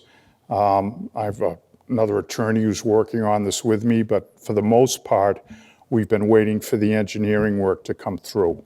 In addition, PFAS, and perhaps someone more qualified with the science of it all would be able to explain this better than me, but PFAS is in the groundwater supply in a number of areas. And what has happened is there are communities that have filed lawsuits in relation to the liability aspects. They've raised the liability for how the water got there. In some instances, there were pipe manufacturers who manufactured using PFAS. So the legal world of PFAS claims it's evolving, and we're at the front end of it right now. I'm involved with matters that we're still exploring. There are a number of questions, like just by way of example, who would a plaintiff be in this case? Would it be the city? Well, we're about to become a damaged party by virtue of the expenditure of money to buy new turnout gear. So that will be damages held by the city, but the individual firefighters in this room and their families they're plaintiffs as well. So how you parse those claims and how things are properly brought, a claim by a city, it's all still in the very nascent stages. So I don't have much to say other than we're beginning the work, but it has nothing to do, or should in any way delay, what's going on here tonight. This is very important. It's about the people behind me. The litigation will trail a bit, and we'll certainly keep you updated as developments occur, but we're at the very beginning stages. Okay, thank you. Solicitor, thank you. Okay, at this time, I would like to open it up to my colleagues. Councilor DeBona. Thank you, Madam Chair. Just want to thank all the firefighters and their families, and I see police officers here as well, any public safety folks that are here in tonight's chambers. I just want to start off by saying I express my full support for the safety gear proposal for our Quincy firefighters. This is a critical issue. I attended the Mayor Koch's August 2025 press conference regarding this gear that we have in front of us tonight. Throughout my 10 years as a city councilor at large, I've consistently advocated for public safety. Having worked closely with Chief Barron, Chief Jackson, Chief Smith, and Quincy Firefighters Local 792 Presidents Bowes and Moody, I've supported various funding appropriations for our firefighters, including station revitalizations, new apparatus, specialized washing machines, and essential staffing levels. I believe this new equipment is necessary. Providing this turnout gear ensures our firefighters can safely perform their duties while serving the citizens of Quincy and all citizens. With that, I'd like to make a motion to approve this measure. Thank you. Thank you, Councilor DeBona. So you're making a motion that you would like to move this out of committee? To approve it without further discussion? Discuss on the motion. Discussion on his motion? Yes. Okay. But there would be no further discussion on, No, you can discuss. And then On the motion, you can discuss it. okay. I'll open it up to anyone else who would like to make comment. Councilor. Madam Chairwoman, are we discuss about his Councilor DeBona's motion, or we discuss about this ordinance, this bond? We can I guess we can deliberate more broadly. Okay. So, may I ask several questions to Mr. Bowes? Bowes. Thank you for your report. So I just have a couple questions about.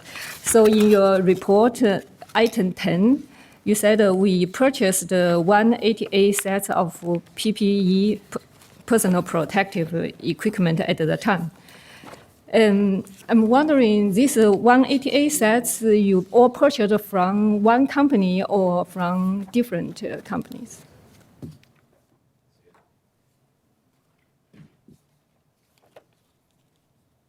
You don't have a package. Oh. Is I'm speaking to this? Yeah, it's speaking. Okay. Yeah.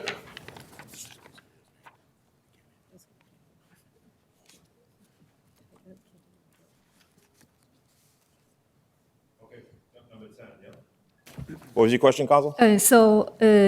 Number 10, it's written, we purchased 188 sets of PPE at the time. I'm questioning, is that 188 sets all from one company or from different companies? Councilor, it was actually 171. That's a misprint. It was 171. Those 171 were bought by the same company. 171 or from which company? I'm not going to. Oh, you can't say? We're not saying company names tonight, Council. Oh, okay. And this 171 sets purchased through several batches, right? From 2019, 2023, 2024, and 2025? Or you just purchased at one time? So there were different purchases, Council. There was a purchase in 2019, and then a new academy come on, and they purchased in 2023 for a new academy. Another academy come on in 2024. They purchased more gear in 2024. And then in 2025, there was actually another academy, a second academy in 2025. So that was a different purchase as well. Yeah, the reason I ask this because the test result of several sets from different years are very different. So Correct. that's why I want to ask. You purchased, how many sets you purchased in 2019 and 2023 and 2024? Do you have an idea? 2023. 23, you have the numbers?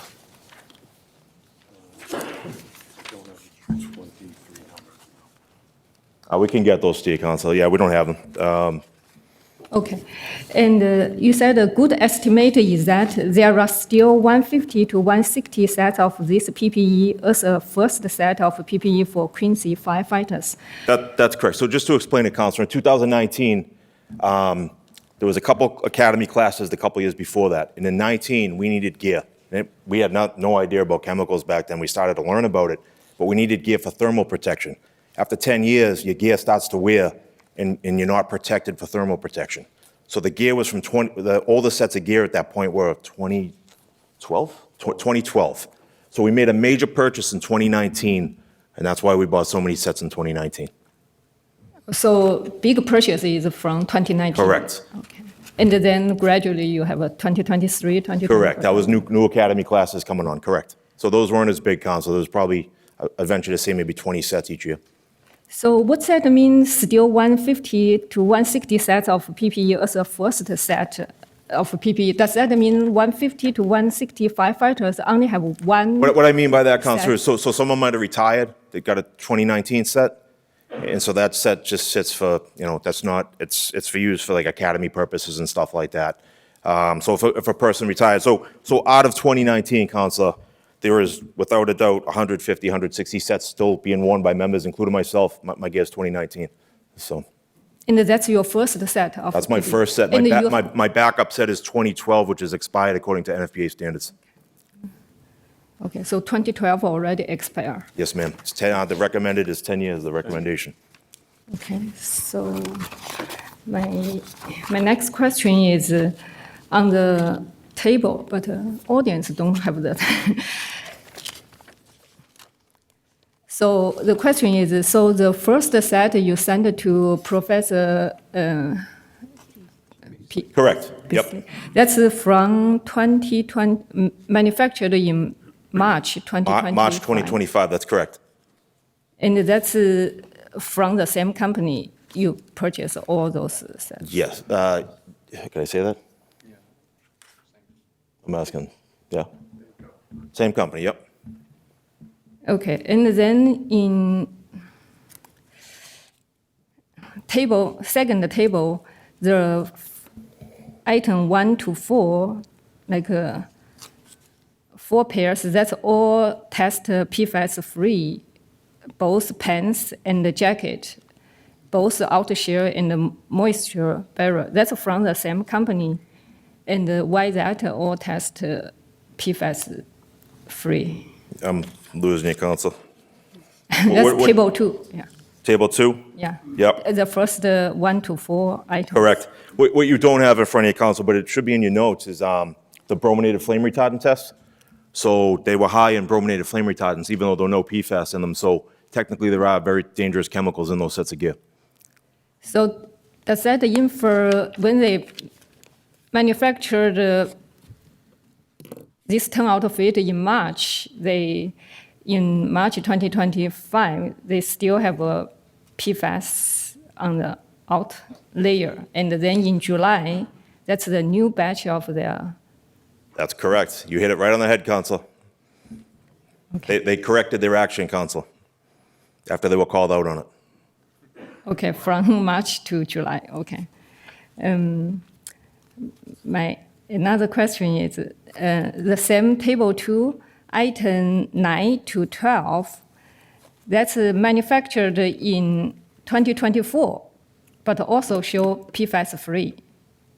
That's correct, Councilor. And as I said, there's another chart. I should have it in front of you. They're filled with brominated flame retardants, even though they're PFAS free. So they are filled with dangerous chemicals as well. So. I know that, but I'm just wondering if in 2024 the company already stopped use PFAS as This is the data number 9 to number 12. Why in 2025 March they start to use PFAS again? If I had that answer, Council, we wouldn't be here right now. I'm just asking, have you we don't tested know. other set from the same batch made in 2025 Yeah. March? Professor's going to come up and talk. I understand the question, and it's very confusing why the company that first produced, and we won't mention the name of the company, first produced PFAS-free gear, but then at some point later, the gear was no longer PFAS-free. That's because in an enormous effort, 1.2 million firefighters need new sets of gear. They're switching all from PFAS-filled gear to PFAS-free gear. They went through some technical issues on the company manufacturing side. And I know this for certain, that this company actually manufactured gear unintentionally, they thought it was PFAS-free, and they failed to manufacture it PFAS-free. And then they quickly caught that, and that's why as little as 3 months later, the gear was again PFAS-free. It was supposed to be PFAS-free all along, but Quincy purchased the gear right in the middle when they didn't have PFAS-free. And that's unfortunate, but it was very lucky we caught that, because when it was realized they had an issue in the manufacturing process. My question is this information provided by the manufacturer? The manufacturer Like contacted this me. process, first they go through PFAS-free, then meet some technical problem, then they start to add PFAS on it. Then after being caught, they go back to PFAS-free. Is this information provided by the manufacturer? I'm not a member of the Quincy, so I will say that I spoke with a manufacturer who described such an incident to me. I can't say that that's for their legal case and things like that. I don't want to go into detail, but I know that's what happened. And so I'll say that, but I'm saying that as a person, not as a member of Quincy. And that's where I'm trying to work with manufacturers and firefighters to try and achieve the same thing. We want to reestablish trust with the manufacturers. The manufacturers have lost their trust, and the idea of testing is to get everybody back on the same page. They should be talking to each other. And that batch, we purchased 30 pairs, right? 2025 in March from the. So you just send one of 30 pairs. That's correct, and that was actually a brand-new set of gear, Counselor. It was never worn. It was get taken from the box that got delivered in, and it was sent out to Professor Peasy. That was meant for a recruit that never joined the academy. He quit before the academy started. Have you sent some other pairs from that batch to Professor? From that batch, no, we have not. You haven't? Okay. So because I saw that if you want to litigation, only one pair seems not that strong. We learned a lot, Counselor, when we went down to one of the plants, and I know Professor Peasy can attest to this. When they make gear, gear is usually between 3 and 5 yards to make a set of gear. I think that's accurate, correct? So 3 to 5 yards to make a set of gear. These rolls of material, they're about 100-yard rolls. So I'm venture to say that the limited number that we bought in March of 2025 would be from the same roll of material. So odds are it's all going to be contaminated because they're coming off the same roll of material. And I have another question. So you also tested the high amount of brominate flame retardants in which pairs? Like this table? I don't have it in front of me. We have that in a report somewhere. I can take a look right now, ma'am. Yeah.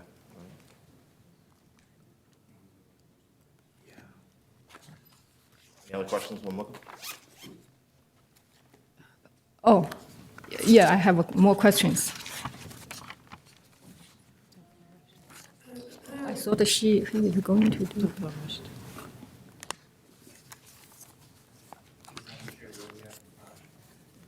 It's got a few more minutes. Okay.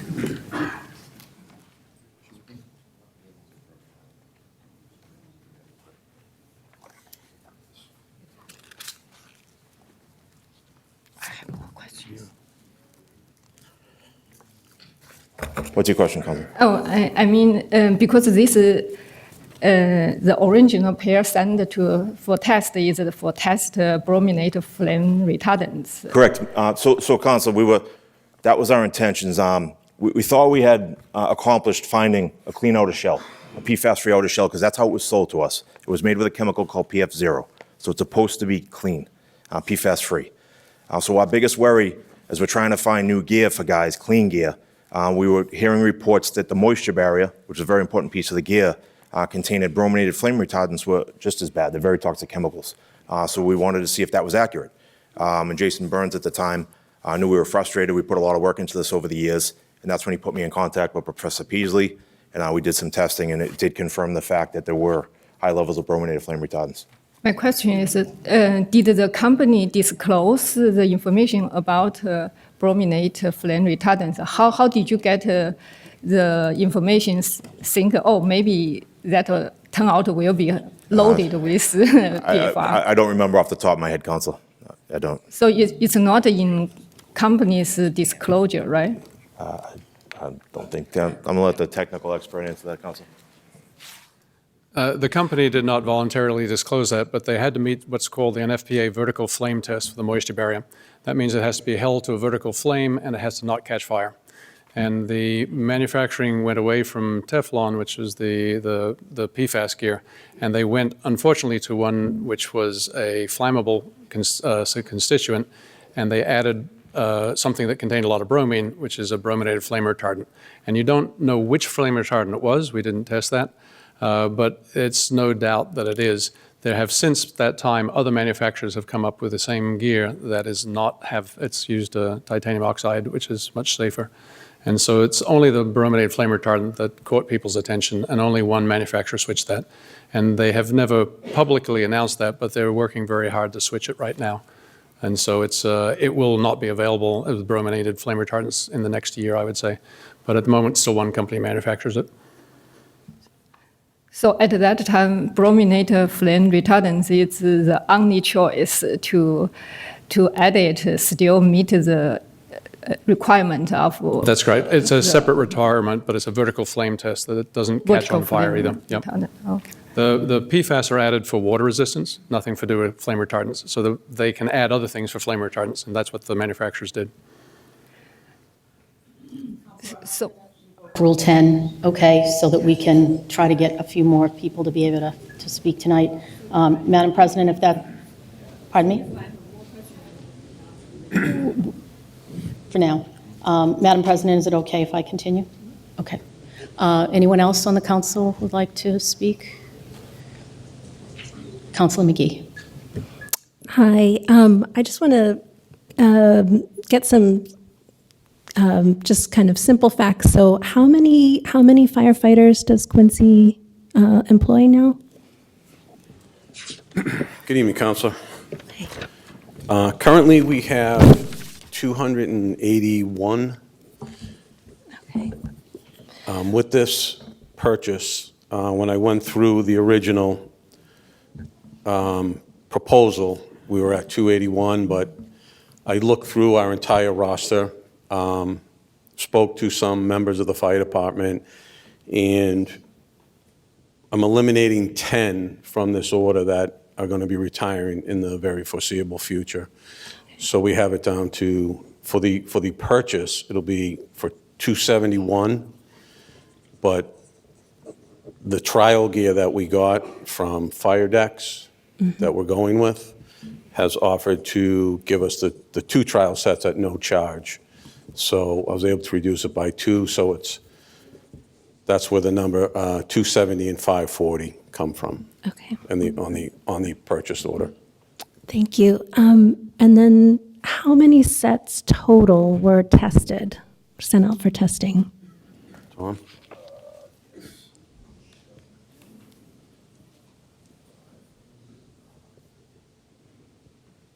Five total, 5 sets of Quincy fire gear were tested. 1 set was tested 3 times. It was tested by Professor Peasley. And then there was a follow-up test at Duke University and NC State University. Okay. Which represent all the years of the gear that we have. Yeah, it was 2019, 2023, 24, and 2 sets from 2025. 1 from March of 25 and 1 from July of 25. Okay. Thank you. So, and just, you mentioned that you don't think that you have any safe gear. Are you talking about PFAS, or are you talking about the brominated flame retardants? Both test results show that it's either or. Some sets of gear have both. But no set of gear we tested since 2019 is clean. Okay.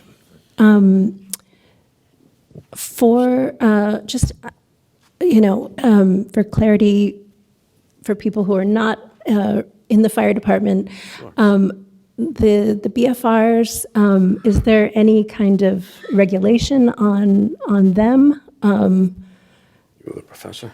Professor, yeah. There's no regulation on BFRs or on PFAS. And the only rule on PFAS is that they are now all being regulated out. Most of those take effect at the end of this year. But there's nothing specific about BFRs. Nothing, okay. Yeah, because I did most of my research on the PFAS element, but yeah, looks like there's other. So actually, Professor Peasley, we spoke a little bit before. Thank you for taking the time to chat. You had said this, to me, it's hard to get a sense of, learning about this, it's made me realize, how very dangerous it is to be a firefighter. But if we were to try to sort of understand the gear aspect of this versus, I know the firefighting foam that that's used to fight fuel fires, right? Yep. That tends to have quite a lot of PFAS. Can you help put into context Absolutely. where the PFAS that firefighters might come into contact from is coming from, and where the data so far suggests the risks are? Absolutely. As you'll realize, I'm not invited to parties anymore. This is really doom and doom. But 4 years ago, there was a phase out of all aqueous film forming foam, AFFF it's so-called in the industry. That was the firefighting foam we used for Class B fires. Those are petroleum-based fires, and those are hard to fight. So jet fuel fire, a overturned tanker truck, those sort of big fires, sometimes exploding transformers and electrical power stations, those will need a specialized type of, you can't put water on them, you have to use something different. And this foam was developed in 1969 and has been used continuously since that until 2019 when it started to phase out. And that was due to the fact that it was made predominantly from PFAS and in a liquid form. And when you spray a liquid form of PFAS onto a burning vehicle or onto a burning airplane or to any structure that has this, it is immediately dispersed into the environment. And these are called forever chemicals for a reason. They'll last for a few thousand years, which means that foam gets into your water, which gets into your drinking water, which gets into your irrigation water, and into us, all of us, know whether you're a firefighter or not. And everybody in North America, your council included, has 5 parts per billion of this in their blood right now. And it comes predominantly from the firefighting foam that was used by both the military and the municipal fire departments for the last 60 years. That's our biggest source of PFAS in our body, and that's true for firefighters as well as non-firefighters. The occupational use of PPE that has PFAS in it wasn't even identified as a source of PFAS into the body until my papers came out in 2021 and 22. And those sources are still not known how extensive that will be. My belief is that most North Americans are getting their PFAS from aqueous foam-forming foam because we put it in the groundwater and we're drinking it. Almost 40% of the country is drinking it above levels that the EPA recommends, just for bad news. I haven't tested Quincy's water, so I don't know, but they'll know. The answer is that you are exposed from PFAS from a number of different directions. The risk that firefighters face from the gear is unknown in its magnitude, but there is a safer alternative available. And there is a safer alternative available. They have fluorine-free foam now. Heathrow's used it for 5 years in all sorts of plane crashes, and it works just fine. And so the fire services switched from that for about 4 years ago. All of Quincy stopped using it 4 years ago. And that's true even in Indiana, and Florida just decided to ban it last week. So everybody's getting there. But mainly for environmental reasons rather than personal protective reasons. The gear is very personal because you wear the gear for many hours a day and you're exposed to what comes off it. And it comes off readily. Rubbing it will get it onto your hands, will get it into your skin. You do decon for smoke inhalation and all the exposures you get in a flame, but you do not know, you don't necessarily think about what your gear is giving you. And that's the risk that bears. We know it's not zero. We don't know how extensive it is. And in the case of turning the gear off, we decided, if you have a choice of a toxic-filled gear or non-toxic-filled gear, which would you prefer? And it's simply not essential for waterproofing. They found other ingredients. And so there is now PFAS-free gear available. And the firefighters have voted overwhelmingly to go to that. I still believe, and as I told you, that I think AFFF is the biggest source, and we're all getting that. But the firefighters are probably getting an extra burden from their gear. And that's the reason they're asking for this PFAS-free. The fact that it became public and became of scrutiny is probably why all the firefighters, many seated here today, know about it, and where nobody knows about AFFF, because it really hasn't been very publicly announced until people started finding it in their water. Does that explain? Yes, so probably the biggest source is from the firefighting foam that found its way into the groundwater sources, and we're all drinking that. That's correct. Including firefighters. But firefighters would, in addition, have come into contact with PFAS, I guess, in fires just from things that contain PFAS that are burning, right? And that. No, they're not really exposed very much to that. That has to be No. gaseous form. Okay. And they don't stick to you as a gas very well. I mean, so you don't get much from a fire. Okay. Maybe a Teflon factory fire or something, but in general, they're not going to be combustion products that contain PFAS. Okay. Only the firefighting foam or the gear. The gear. And the gear could, as we discussed, come into, become a problem potentially because it could go through the skin or it could be ingested. Yep. There's There's a study in 2024 that shows dermal absorption is not zero like they claimed 20 years ago. Right. It is actually significant for certain forms, of up to 56% of one form. The long chain ones are only about 1 or 2% that goes through the skin in 36 hours. Okay. So 1 or 2% could potentially go through, according to the science that's been published, could go through the skin from the gear. And 1 or 2% of what's the amount on the outside, which is part per million, Yeah. means that you've got part per billion, tens of parts per billion on a source where your body only contains 5. So that would increase. And Yeah. in fact, since we're getting most of it from the firefighting foam, where's the rest coming from? And it is from some sort of product that we're being exposed to. I guess I spoke with another scientist at North Carolina State, and he said that that some research indicates that washing gear could actually remove it. He gave this very vivid example. He said, everybody at his university is given like a red shirt as a freshman, and then you wash it with white clothes, and it gets onto the white clothes, and everyone's got pink stuff. And he said that's because the people who sell that material haven't washed it enough times to kind of get rid of everything that's not really bound closely to the rest of the fiber. And he told me that when he asked these companies that make this if they rinse the gear before they send it out, they all said no. And some studies suggest that just washing it 3 times, 1 to 3 times, could significantly reduce the amount of PFAS because they may be, the companies don't seem to have realized that it's not bound as tightly as they thought. So I guess, is that in line with what you've read as well? Not at all. Not at all? No. No, okay. Okay.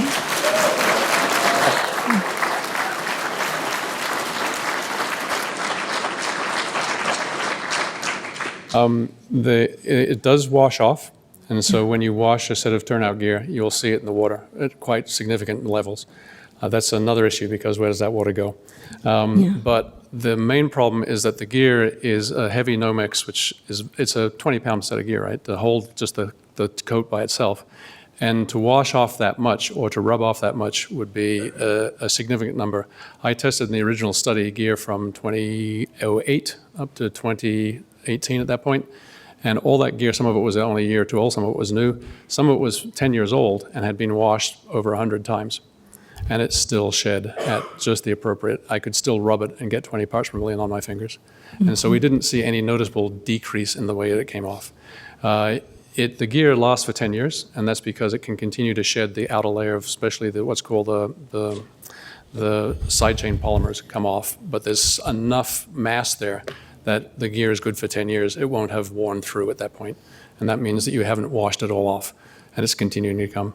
The Teflon moisture barrier lasts even longer, but it doesn't, it will have more washed off at the beginning than the end, that's true, because it's less incorporated into that. But this continues to shed for its entire lifetime. Sorry, I didn't mean to say that there was nothing there, but just that it does go down. He cited some studies that it goes down For the moisture barrier, there's a definite drop-off after a couple of years. But the outer shell, I saw no drop-off. It just continues to shed all its life. Okay. In fact, if you wear the crotch, it tends to wear out more, and you see larger as it goes longer.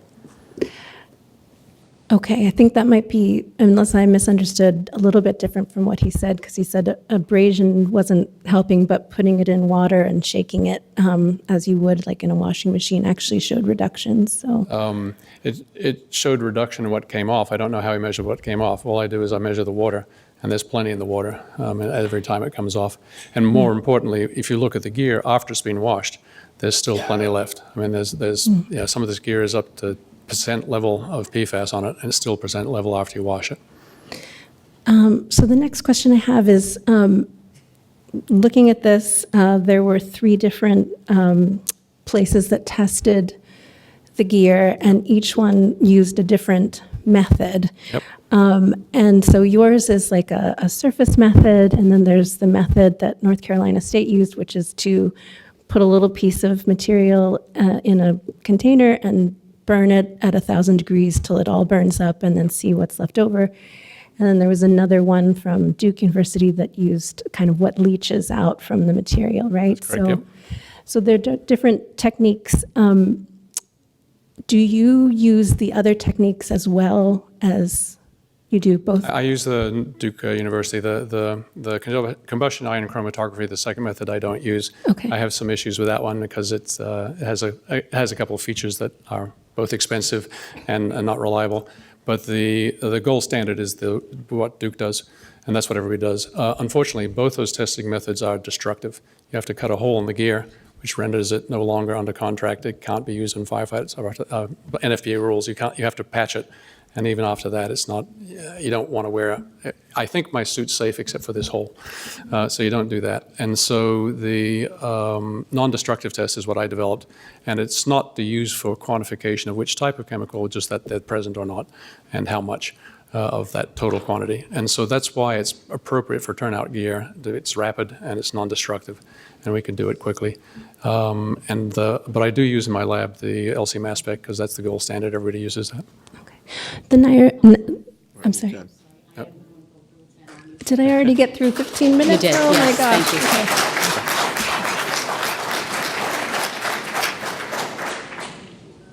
you. Anyone else? Counselor Ash.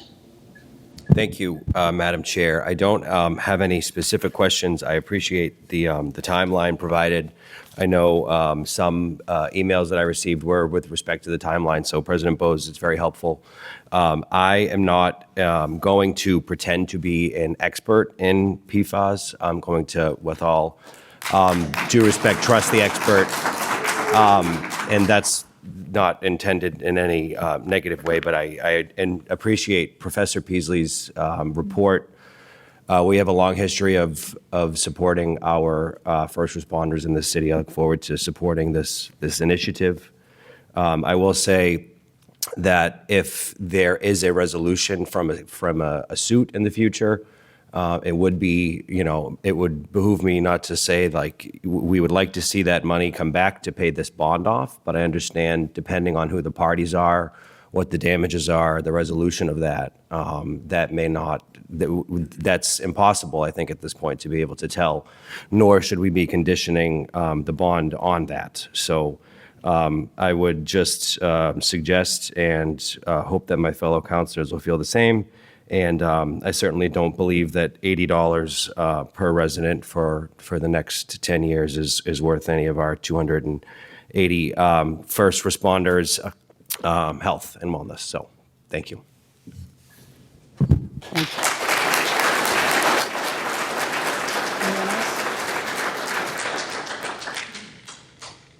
Anyone else? Councilor Hughley. Yeah, so if there aren't any additional questions from my colleagues, I would like to second Mr. Dona's motion if I can. We actually don't need a second, I We think, don't. in committee, but I do want to make sure everyone has a chance to be heard at least once. Do you have any other comments or questions that you wanted to add? Yeah, I mean, you stated it quite well, Councilor Ash, in terms of the financial implications of the city as well as the impact on health. And I do want to say thank you to those who traveled in from out of town. Thank you to those who have done such diligent work and brought this to the council as quickly as they could. Really appreciate that. I mean, these are the city employees who are running towards danger to make sure that we can run away from danger. And I don't want to lose sight of that. So that's all I have. Thank you. Thank you.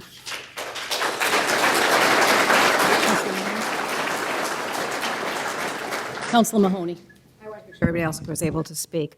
So I'm not going to argue about PFAS either, because PFAS is in everything. It's in our water, and it's in your jackets that you wear out to, when you buy a jacket that's water repellent. So when you're out running and you have a water repellent jacket, we're wearing that as well.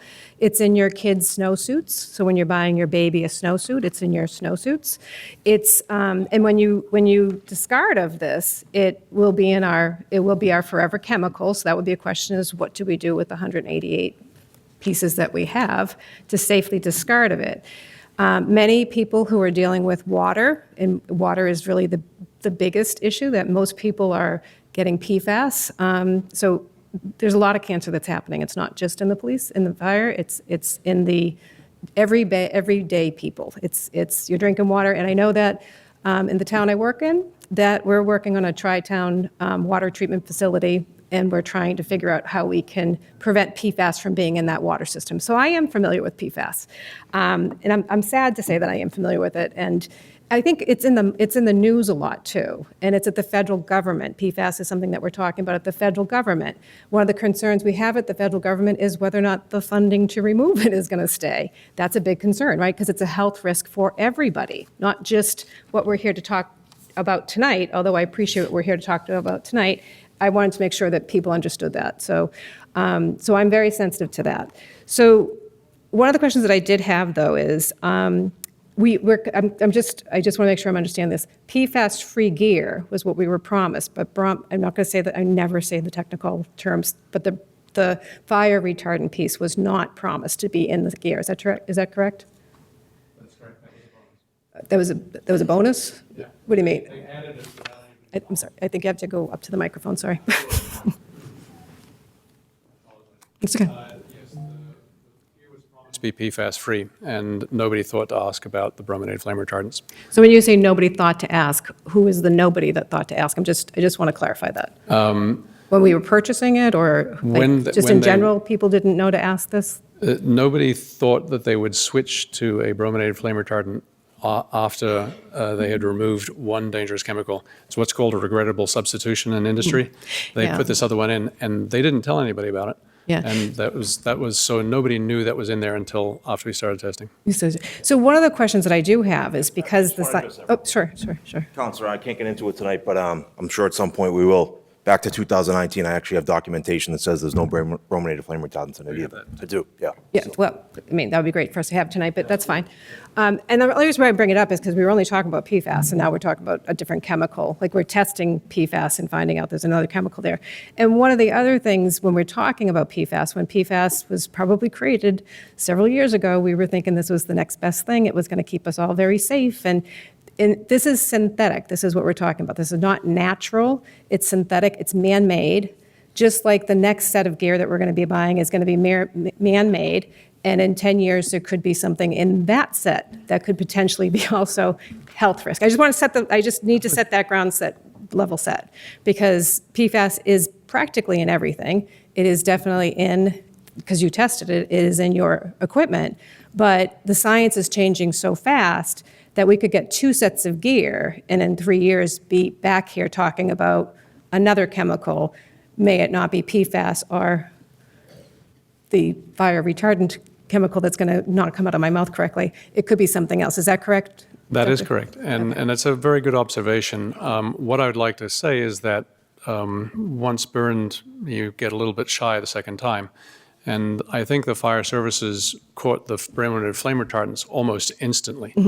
And San Francisco is responsible for most of that, and thank you to them for noticing it. Yes, thank you, San Francisco. And they also only bought 1 set Then they in sent their it back. renewal. They didn't buy 2 sets because they're cautiously moving forward because they don't know what else is in those. That's correct.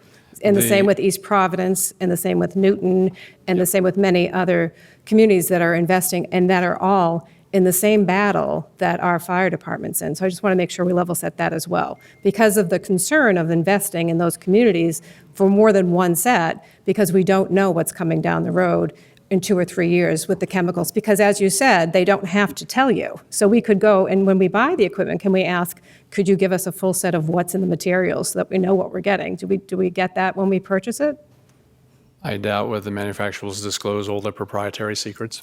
So That's that is one of the challenges that we have. So as science evolves, and what we realized was going to be the next best thing to keep us safe, we might find, just like we were all cooking our grilled cheeses on Teflon not so long ago, and if you go to HomeSense, you can still buy Teflon bakeware because. Absolutely. Yep. So I mean, and that's the thing, right? So even though it's been, taken off the market and you shouldn't use it because it's very risk averse for people to use, people are still buying it because they like their eggs to slide around on a plate. But no. What will drive it is, in this country, litigation.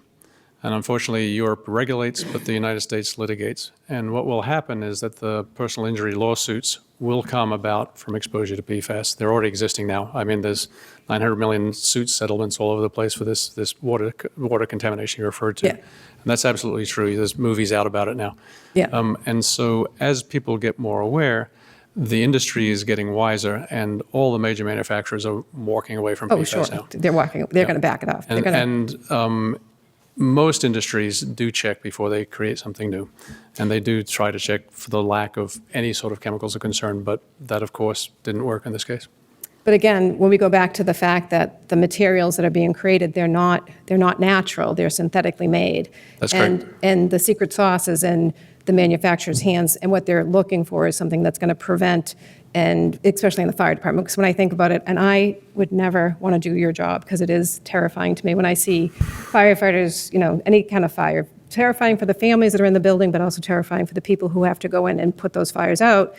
And, the same thing with car fires, with electric, the way the cars are built right now, you can't put the fire out because it just automatically keeps turning over. I know that that's a challenge for firefighters too.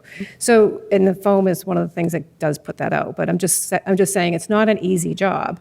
But by that same token, we want to make sure we're putting equipment on you that is as safe as it possibly can be. But as we're talking about science evolving, and not knowing what's going to be going into. We're taking out PFAS because it's dangerous. We don't know what they're putting in next. That could be just as dangerous, if not worse. I think that's a very valid point. I agree with you. What I will say is that they can't go into a fire without gear. Oh, no. PPE. I would not. And No. I've No, told no, them no. that. That's my whole point. I want to put them in things that are not going to, that will. Exactly. Because one of the trade-offs, though, is that some of this equipment that we're talking about that may not be able, they might have to have new training as well, because if your equipment isn't going to be able to prevent the heat restrictions or certain things, it could also cause different things for them to go into the fire.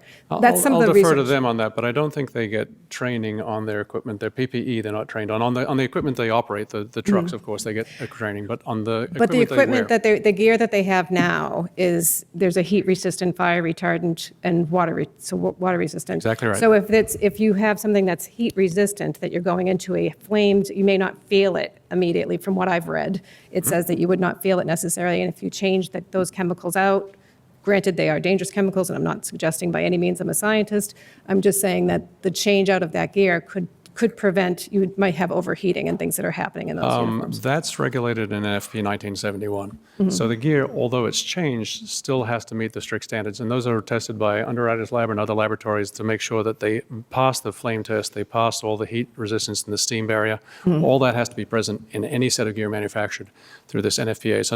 It's a non-profit advisory organization, but the gear is all adherent to it. But again, there's trade-offs, that's all I'm saying, that there's trade-offs in what we're doing and the chemicals that we're using, and you trade off one thing for another, and we're not sure what those things are going to be. If we get one thing out and the They next still have thing... to be safe, and they're regulated to be. And that's tested. I mean, that's tested by the manufacturers. They have to get a stamp that says I just it's want to make positive. sure we don't have to go out and test that, because I don't want any of you No, I guys don't wearing wanna any have- equipment that's going to make you, No. that's going to not protect you too. That's Because when I think about it, when you think back to like, I don't even know what they said when they rubber boots and a jacket, that's all they had. That's terrifying. That's even more There terrifying is. to me. Yep, absolutely. Yep. Oh, you want to? Just on that, Council, I think Lieutenant Murphy's here. He had 2 fires in the last month with the test set of gear, and it held up fine. He's doing fine. I actually likes it, thinks it's comfortable. Because actually, in terms of heat, this new gear has an Aeroflex system in it. It helps the heat release from the gear better than the old gear we were wearing. So with the new gear that you're getting, does it say it's guaranteed, 100% guaranteed PFAS-free, or does I think it's safe to say there's really no guarantees of PFAS-free yet, right? I mean, we talk about this all the time. It's within the allowable limit of 100 parts per million or less. That's the standard. And as you can see from the test results that we had on this gear, with the margin of error, it's pretty much 0. So it says right here for PFAS-free, never rely solely on a manufacturer's claim that it's PFAS-free. That's why we're testing. Yeah. But that's the whole point, even though that they said it before. And it says and it says basically, ask manufacturers directly whether the gear the department is considering to contain PFAS, halogen flame or retardants of any type or any other chemical treatments, because they can't promise that. So Correct. And as you saw, Council, we did secure some procurement language from San Francisco that we're going to attempt to use as well.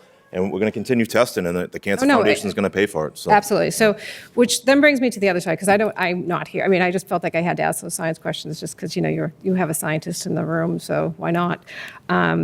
But for the financial presentation, I guess I do have a couple of questions on that as well. And maybe before, just one other question. What's the lifespan of this new equipment? Gear? Yeah, the new equipment that we're talking about. The new equipment that we're getting, Yep. I'm confident that we're going to get 10 years under NFPA standards, and that has to do with the combination of getting that alternative set of gear as well. Normally, our gear, a city this size, the amount of fires that we fight, we've been getting 6 to 7 years.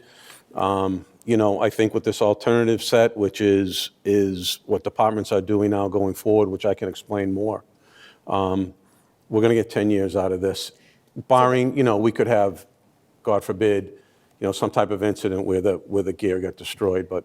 So I know you can get 10, so the recommendation is 10 years. The recommendation is to change out your gear every 10 years, is that correct? NFPA standard is 10 years. So that's the 10-year life. Yeah, that's the standard, but what I'm asking you from the manufacturer, not from the standards that are set, because the standards that are set are one thing. That's when you go back to your cities and your towns and you say, well, we're at 10 years and we're required to do this because that's the standards that are set for National Fire Protection.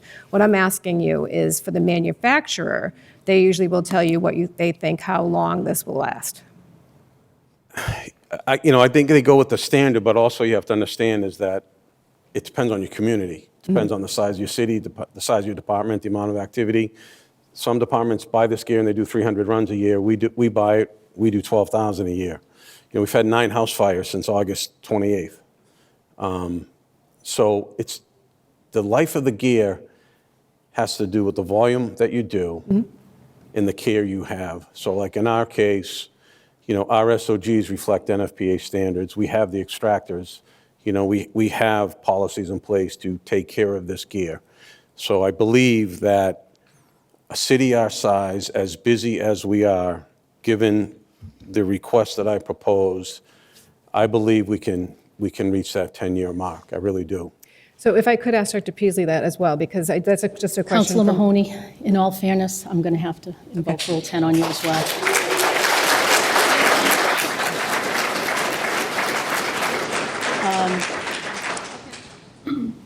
Counselor Jacobs, did you have anything you wanted to add? No pressure, I just want to. Well, I guess, kind of going off what Councilor Mahoney was saying, there's a manufacturer, just to the chief, there's a manufacturer. What does the manufacturer say is the lifespan of that turnout gear? If we're going to spend $2.6 million and we don't get an answer to that question, I would say that would be, us not doing our job. So we're going to have an answer to that. All the manufacturers are going to meet NFPA standards, and they will tell you it'll last 10 years. But they will tell you that regardless of whether you're a large city with lots of municipal fires or a small town with very few. And it's much easier to reach the 10-year. I know the 10-year lifetime is met in South Bend, which is a similarly sized city, but it doesn't have the municipal buildup this one does and quite the fire load that these guys are fighting. And so I know that 10 years is routine, and many of the gear in that city go in South Bend for 12 year. So that's already achievable under the current gear. The new gear is supposed to last just as long, and it's manufactured to do that. So the manufacturer will say 10 years, but there are examples of high-use areas where it didn't last that way. And that's currently, but I suspect that under management, that they will try new techniques to try and preserve the life of the gear. Let me ask another question. So, we talked about how some of these other cities, Newton, a very similar town, size-wise to Quincy, San Francisco, obviously much larger, are buying one set of gear. And Chief Smith had kind of alluded to the fact that, if we do it this way, we'll get 10 years out of it, right? Yep. So when and I guess this is more to him, but when he says that, right, is he saying that we're going to get 10 years because we have two suits? Like if we only had one, or if the firefighters only had one, would it still go for, would it still be 10 years? No, I don't think you'd get that with one set. They assume that the firefighter has two because one is in service and one is being laundered, or one is being in service, one is being repaired, whatever happens to be. There's always two suits in all major municipal firefighting departments, and they'll correct me if I'm wrong. But that's a sort of an industry-wide standard. What they are proposing is to have a set of gear which is lighter, that can be used in non-household fires that are not so taxing. And that would allow them to preserve the good suit. And that's not been done widely in the industry up till now. This is this is what the firefighters meet every year to discuss new strategy. This is a relatively new strategy, and he's proposing to do that, which would extend the lifetime of all gear, because you're using one, there are marsh fires and things that aren't as intensive and that you may not need the heavy gear for. And that's new to me. I had not heard that before recently, and that's and again, the fire services are deciding this amongst themselves, how to best meet that. And that's why he's predicting that the next set of gear will last longer. I think that's because of that, if I'm not overspeaking. Okay, and so now you're talking about a lighter gear. Yep. Is this something this is gear that we already have, or is this additional gear that we're going to be purchasing, or is this somehow related to the $2.6 million? Good evening, Counselor. bond? This proposal, this is new gear. We've never had it. The new light gear, The alternative, yes. and we already have it. We do No, we not don't. have it. It would be new. It's in combination with the two sets. Again, the reason for the two sets is, like January 24th, we had a major fire on California Ave. It was one of the coldest days of the winter. It was like right after that first big snowstorm. We were there all morning. They got back about 2 hours later. They had a house fire on Newcomb Street. There's just one example of why you need that second set of gear. Yeah. Their gear, I don't know if you saw pictures in the newspapers. Yeah, I did. These firefighters were frozen, and I was at the Newcomb and this Street gear. one. I'm sorry. I was at the Newcomb Street one. I was there. Oh, okay. So you knew the conditions that day. So their gears, they come back from California Ave. That gear gets put into extractors. Now, it's not like home. You do a large load of laundry, throw it in the dryer, and all of a sudden everyone's clothes are clean. They only hold like 2 at a time. So like at headquarters alone, there's up to 15 firefighters there. You have to run their sets. There's an air drying system. That gear is out of service for days, actually. That gear does not come back on your same shift once you have a fire. So that's one of the reasons for that second set of gear. In regards to the lighter gear, this here, the PPE that we wear, we've always been taught and trained in the fire service. It's our first line of defense and protection. We're wearing this structural firefighting gear to everything, including your homes, you know, with your families. If we're extricating someone out of a car, we're wearing this gear on everything. It doesn't only protect us from heat and flame and carcinogens and smoke. We've been taught in the fire service historically that it protects you from everything. If you get medicals, you know, bodily fluids from car accidents. So we wear this everywhere. Yeah. And with this lighter gear, you know, just some of the things I'll go through very, very quickly, Counselor. Okay, I'm sorry, can I just stop right there? Sure. We're going, you know, I appreciate all the things you're saying, but we are on a time limit here. I'm just looking at the item descriptions here in the document that you gave us. Which one of these item descriptions is the I don't want to say the lesser gear, but the alternative gear, it's called. And it's in there? It's yeah. at the bottom. Okay. Okay.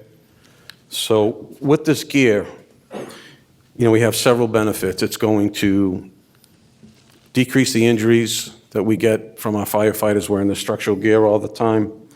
It's going to be an elimination of wearing structural PPE into homes and businesses during non-life fire emergencies, limiting exposures to the public. So there's a reduction in the use of our structural PPE.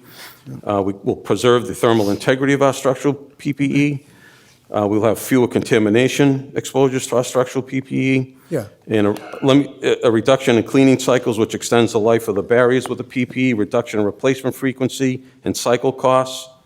And, you know, we believe that will contribute to the 10 years on the structural PPE. Okay, and I have another question, you know, just like Councilor Mahoney was saying, these other towns, they're buying, oh, you're right, that's okay. They're buying, you know, one set of gear. You know, we've obviously invested lots of money in these extractors. They're at all of the stations, and, you know, I support that 100%. But, you know, let's just say there's only one set of gear, and you washed them in these extractors, and you still had the other set of gear. I guess this is more for our scientist guest, but you know, what's the cross contamination like if you're washing the gear in the extractors? What you know, what's going to happen? That's another reason why you don't want to wash PFAS constructed gear with non-PFAS constructed gear, because there is cross-contamination. We can measure that with our technique, for example, and that's why the numbers are not zero on some sets of gear. If they've been in service, it immediately starts picking it up from others that has been washed with. So there's some transfer to the levels of a few hundred as opposed to many thousands in the Okay, and so how do we treat the extractors so that way we're minimizing, you know, we're you know, because I know, like, you know, there's, you know. That's why they're proposing to replace all the gear simultaneously as opposed to phasing it in, because if you have one fluorinated and one not fluorinated, they are still fluorinated. Right, but how do we clear the extractors that have, Oh, you know, there's water in them? I mean, I'll make a recommendation that they run them once without gear, just to clean them in between. And that's, you think that's enough? yeah, it's mainly metal, and it's like a washing machine. Yes, you can do treatments, but those are, so the very minimum, you should do that before you All put new gear right, in. thank you. I have a question for Mr. Delabarba. Good evening, Councilor. Good evening, Mr. Delabarba. How are you? Good. Good. I just have a question about the tax levy from a couple months ago. We moved money, you know, from different accounts, like from, you know, free cash, to lower the tax levy. That's For correct. the residents of Quincy. And here you are, a few months later, not you, but here the city is a few months later, asking for us to bond $2.6 million to buy this turnout gear, which our firefighters need and deserve and should have. The administration knew that we were going to do this. So I guess my question is, why wouldn't we have just held back $2.6 million from lowering the excess levy, the levy, so that way we could forego paying $800,000 in interest on this side? We could have used that money to pay it down. So you're asking the residents to pay $800,000 that, you know, that if we had just, you know, not used it to lower the taxes, we could have saved the residents money. My life's not worth $80 a month, I guess. That's when we knew that we could buy this gear. Until then. That's okay. Just so you know. Order. I will recess. I will recess.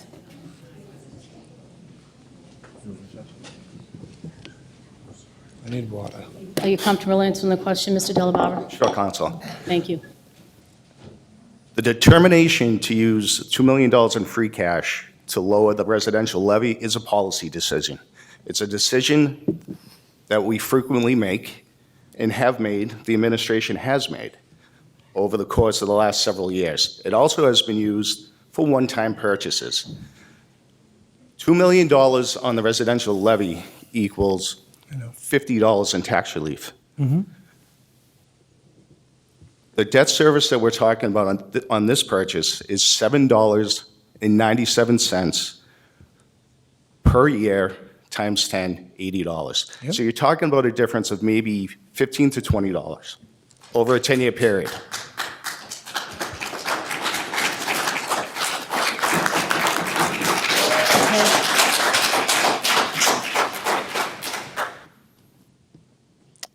Thank you. I'm just saying, I think that was short-sighted. That's my opinion on that. Thank you. Thank you, Mr. Delabarber. Thank you, You're welcome. Counselor. Have a good. Counselor Ryan, do you have any input you'd like to make? You're the only one who I've not given an opportunity No. to speak yet. Well, I have a question for Mr. Bowes. I wanted to ask you about your visit down to Milliken, okay, because I noticed that you were quite impressed, I was, ma'am, yes. okay? And when you were down, before you went down there, did you start collaborating with other fire stations throughout the country? I dealt with Battalion Chief Matt Alba from San Francisco. Okay, okay. Now, are you going to continue to collaborate with them? Absolutely, to- ma'am. The goal is to continue the random testing program, and Professor Peasley, his company's made it even easier to test, so we'll be able to test using swabs now. I've had calls from Canada, Florida, Michigan. Everyone's kind of working together to try to solve this problem. Okay, okay. One other question. You had mentioned that PFAS was intentionally added to the gear? So, ma'am, I think Professor Peasley could answer that better than me, but based on the levels that they found, that would consider them intentionally added versus non-intentionally added. There's a level that Professor can answer for you. Okay. To impart waterproofness to the gear, they used PFAS to achieve a waterproof gear. When we measure it, we measure high levels or low levels or zero below our detection limit. And when we see low levels of gear, it's when we've mixed the wash together and you see small amounts come off. And therefore, the gear is not zero, but a little bit elevated. The older gear was more elevated, but it's still hundreds versus tens of thousands or hundreds of thousands. So it's quite clear that this wasn't manufactured with it. It had picked it up from a neighboring layer or a neighboring wash. Okay, all right, thank you. Thank you, Counselor Ryan. Okay, I guess this is baptism by fire for me. I guess I'm the last one that gets to speak. However, under Rule 10, we can allow an additional 5 minutes per council member. I do have a couple of questions. First is this new gear available for immediate delivery, all of it, or would it be? As soon as we begin sizing, it's about an 8-day sizing, 8 days. We may have a few, may have to get a few extra days if firefighters aren't available. 6 to 8 weeks we're being told right now, and we were surprised by that, to be honest with you, because,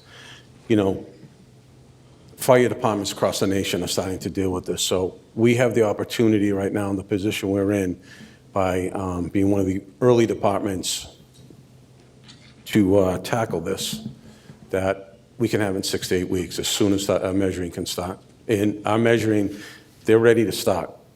So they're just waiting for me to call them. Okay, so one of the concerns I have is that, if this is in short supply and we're able to garner 2 sets for each firefighter, is that going to leave other communities with no opportunity to replace even one set of their gear? Respectfully, I'm concerned about Quincy. And I mean that respectfully. No, I mean that with complete respect. I believe that these companies, they see what's coming around the bend. They're manufacturing. And one thing that you should all take into consideration as well is, it's a lot of money. But I think if I was to come back here in 3 months, it could be 3 million, because you know what's going to happen? The demand is starting to take off, and the prices are going to increase, and the time to getting the gear is going to take longer. Now remember what President Bose said, we had the big change in getting everyone updating a second set of gear in 19. Most of our firefighters' second set is older than that. So we're at expiration dates as well. It's a perfect storm. So we need two sets of gear to move forward. We need everyone in the same gear. It's tested. We're going to continue testing. And I think right now, it's the right move for this city to move forward with this. I really do. I took my time with this proposal, and if I'll just run through a quick few, but there's some things you'll see the numbers are different. It's 2 sets is $540. For instance, the belt for the escape ropes. Now, the pants come with a sewn-in harness for those, so we would need two sewn-in harnesses for each person. We would need 540 sets of those. We've tested the belt, which is obviously removable. They can use one belt for both sets. So what happens if they use it and they have it in a fire, we can decon it very quickly and have it returned to service very quickly.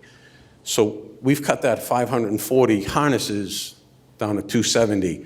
That's a savings of over $50,000. Like I said, I did the numbers from 280 to 270. That saved about $57,000. Let me just pull it up. I have it right here. Actually, I'm sorry, that was $80,000, $80,630. Going to the single rope harness, I was able to save $57,510. Conducted a full inventory of our gloves and our hoods. And I'm comfortable that we can go with 1 set instead of 2 sets, so 270 of each. The savings of $59,400. And through some other negotiation I did with the bunker pants and coats, there was another $51,000. So I went from the original down, I saved about $248,000. I can look at you in the eye and tell you I did everything as fiscally responsible as I could to get this to where we're at today.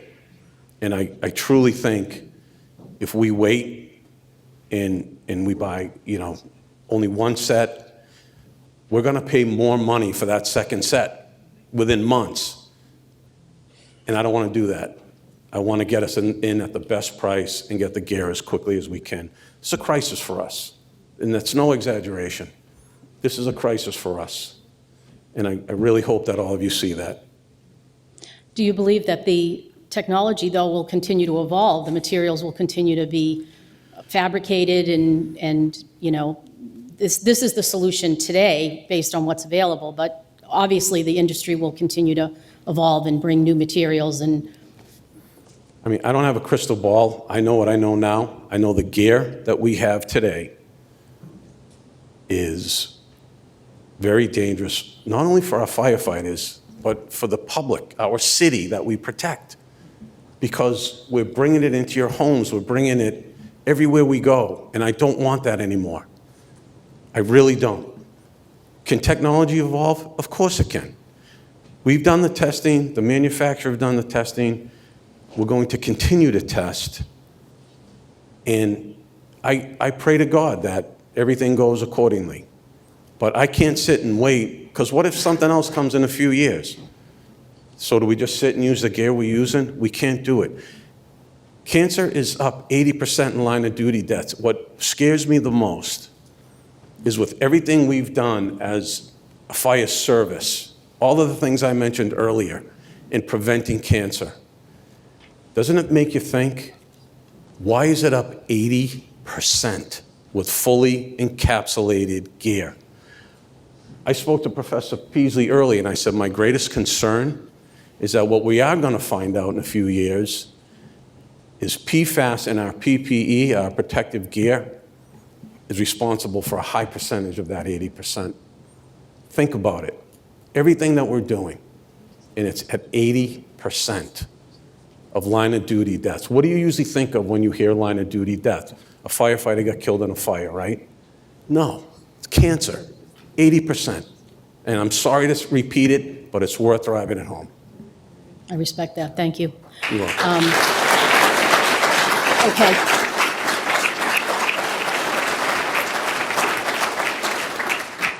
Science is not my superpower. My superpower is more money-related, and I am very disappointed that the only way we seem to be able to find our way out of this problem is through bonding the money. Can I say something on money? We don't come up here often. We normally operate in our budget, and that's something that, you will learn.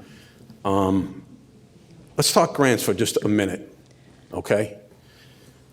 In the last 4 months, we've applied and gotten grants for $55,000 for hazardous materials equipment, $50,000 for communications equipment, $50,000 for new thermal image cameras. Our thermal image cameras, we inventoried them. They're starting to break down. They're not worth fixing anymore. We're not coming to you for $50,000 for new ones. We're doing it in a grant.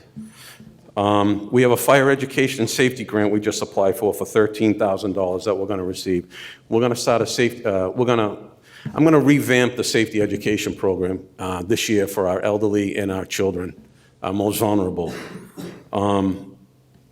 Right now, we are starting this month in year 2 of a 3-year grant of $6 million that are paying the salaries and benefits of 16 firefighters. $6 million, not in the budget. We wrote a grant for it for 3 years for the city of Quincy. We have a UASC grant that we have $375,000 we received to create our dive team. In the past, the Assistance to Firefighters grant, we got Rescue 1, we got Engine 2, probably $1.5 million. So, maybe we need a little bit maybe I need to do now a little better job promoting the Quincy Fire Department. We are saving this city millions of dollars on top of the fires that we're fighting right now because of our manning, because of our staffing, because of the equipment that all of our councilors, our mayors support. We're going into these house fires and knocking them down. We are saving homes for people, their memories, their treasures. We are saving the city millions of dollars. All we're asking for is let's get us some PFAS-free gear and let's focus on the health and safety of our firefighters.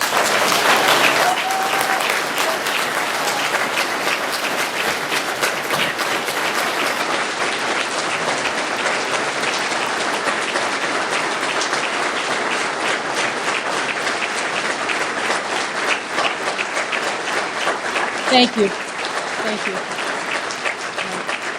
And I apologize because I interrupted you. Yes, and I'm going to hold myself to Rule 10, Chief. So if you could please just indulge me for a moment. This is obviously not how I expected to start my term here as the Finance Chair. I do not for a second doubt the science. I know that you guys are putting themselves out there every day, and we want to get this right. Most of us were not here when these appropriations happened. I do believe that PFASs are dangerous. I believe that they are pervasive, and we want to get this right.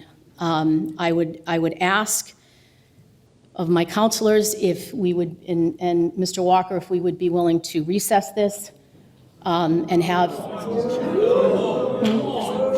Recess our cancer? No. You gonna recess our health? Be quiet, everyone be quiet. I believe there's a Okay. second. There's no second. And we already have them.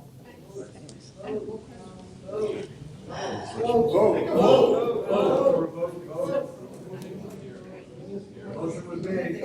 Do your job.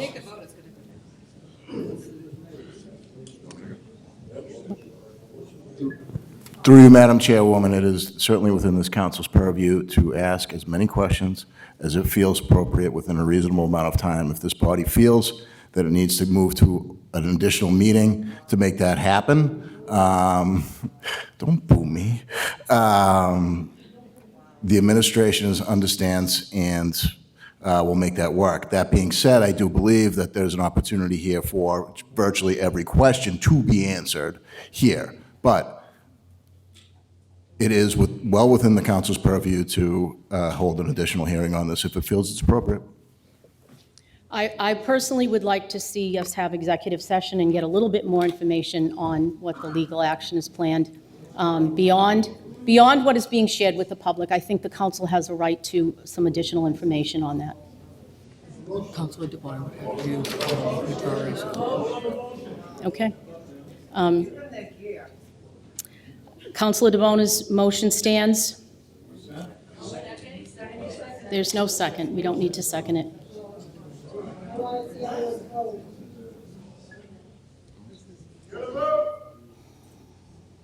Call the roll. Counselor Ash. Yes. Counselor DeBona. Yes. Counselor Hughley. Yes. Counselor Jacobs. No. Counselor Mahoney. No. Counselor McKee. No. Counselor Ryan. No. Counselor Yuan. I still have so many questions. It's yea or nay. Yea or nay. No. Chairman Riley. Yes. Thank you. Thanks for your concern. 4-5. It remains a committee. It's just to move out of the committee. We will, what are we doing? Are we recessing? So we can go on to adjourn. I'm going to adjourn, and we'll take up the regular council business.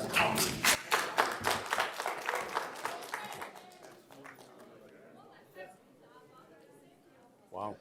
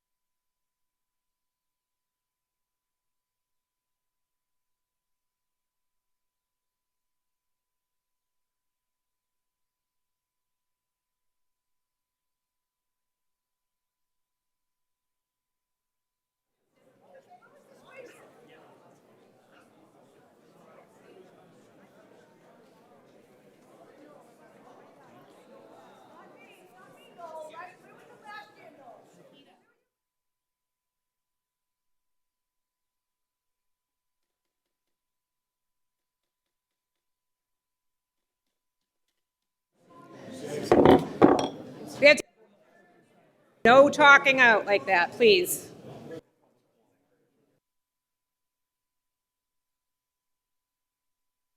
Sorry. We're back into the City Council March 16th meeting, and we're going to turn this over to the City Clerk. Madam Clerk, could you please read the open meeting law? Pursuant to the open meeting law, any person may make an audio or video recording of this public meeting or may transmit the meeting through any medium. Attendees are therefore advised that such recordings or transmissions are being made, whether perceived or unperceived by those present, and are deemed acknowledged and permissible. Number one. Okay. So the first thing on the meeting tonight is open forum and public comment. I don't have a sign-in sheet up here, but if you could step up, it's going to be Quincy residents first, followed by the type if we have. So Quincy residents first. Please state your name and address for the record, please. Hi, I have a comment as myself, and then I'm reading something from another resident. Is that allowed? As long as it stays in 3 minutes. Oh, yes, as long as it takes 3 minutes. Thank you. My name is Joanne Collins, 88 Hillside.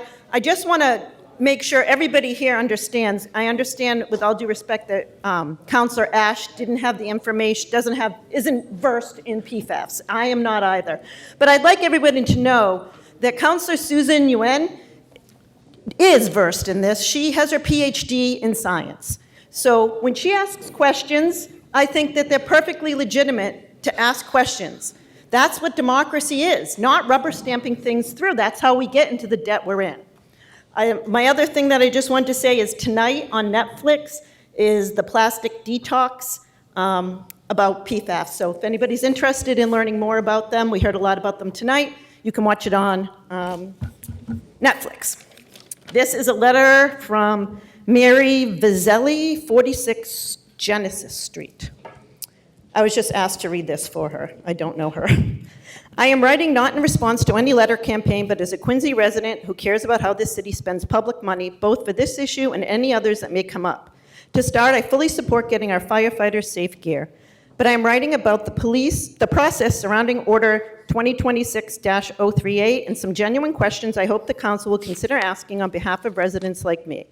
I'm unable to attend in person tonight due to an injury, but I want to ask the questions regardless. I'll start with this weird narrative going around saying that supporting firefighters means approving this bond without questions, and that asking questions somehow signals opposition to firefighters, making a villain where there is none.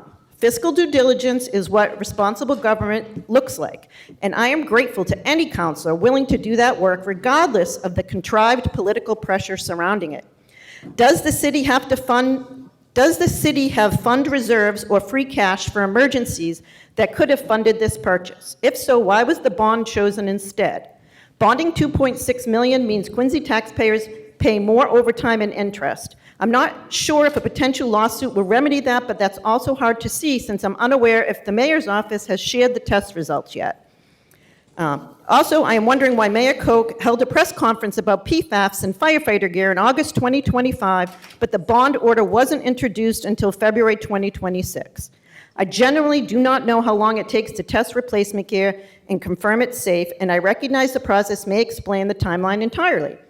But if that is the case, it makes the current narrative about stalling and delay all the more frustrating. If the administration itself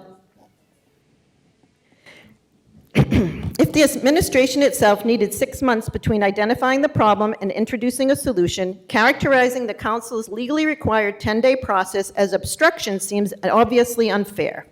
The council cannot move faster than the law allows. The delay is not coming from you. Also, I have seen the union president of IAFF 792 commenting publicly that the council hasn't bothered to reach out to the union to get the test results.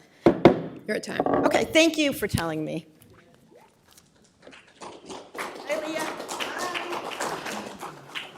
State your name and address for the record, please. Veronica Bertrand, 195 Copeland Street.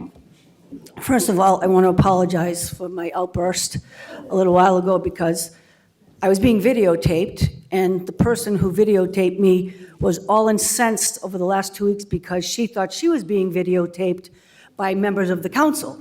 So why does she feel that she can videotape me without asking me first, but she gets indignant when she feels she's being videotaped by other people?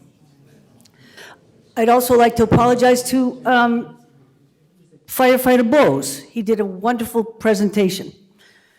I want the firefighters to have this gear. I want the firefighters to have safe houses that they live in.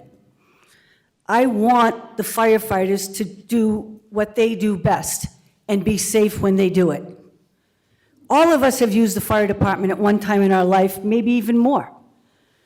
It is not a question of not supporting the firefighters. But as a citizen of Quincy, as a citizen of the United States, we all have our right to question how our leaders spend our money. So if they had spent money, if they had been more diligent with how they spent money in the last 4-6 years, we probably would have had $10 million in free cash, and we'd be ordering that equipment today. But instead, we have to bond something else. And I'm sorry that it seems like we don't want to bond for the firefighters. Of course we do. But then 2 months down the road, we could have another emergency in Quincy, and we'll have to bond it again. We are already $1.6 billion in debt. We're paying interest on that. I'm not talking about $80 for me. I'm talking about the money for the generations that are coming up behind us. We're going to leave them in a mess. So yes, vote to give the firefighters their money now. But let's really think about the wasteful spending that had been going on by this administration for the last 20 years. Thank you. Name and address, please. Mike Griffith, 38 Greenview Street. Good evening to all the city Sorry, councilors and everybody here tonight. My name is Mike Griffith. I've been a Quincy firefighter for the past 12 years. I'm here tonight, well, you guys already know, so disregard that part. The gear we currently wear contains harmful chemicals that not only put firefighters at risk, but also expose citizens of Quincy. With our new gear we are requesting, we can better protect ourselves, while also protecting the people we serve. We respond to calls such as carbon monoxide alarms, food on the stove, fire alarms going off in your homes. The chemicals in our gear are being brought directly into people's living rooms, dining rooms, and bedrooms. When we respond to car accidents and crawl into vehicles, stabilizing victims and protect their spines, that gear is also making direct contact with those victims. This issue hit very close to home to me. Tonight in this room, someone who has been my role model for as long as I can remember. He served the Quincy Fire Department for 34 years and rose to the rank of the deputy chief. That person is my father. My father was recently diagnosed with a rare form of blood cancer that unfortunately has no cure. Like so many of the firefighters across this country, he has spent decades wearing the same type of gear, right after the firefighter speak brought up, wearing the same type of gear that we now know contains dangerous chemicals. Firefighters dedicate their lives to protecting others. We accept the risk of the job, but we shouldn't have to wear gear that is slowly harming us while we do it. I want the chance to walk my two beautiful daughters down the aisle someday. I want to retire and live a long, healthy life with my beautiful wife. I want to be around to watch my grandchildren grow up. Provide firefighters with clean gear is a step towards that. Please consider voting yes. Leah, thank you for all your support you've been giving us. And all those who said no, you should be ashamed of yourselves.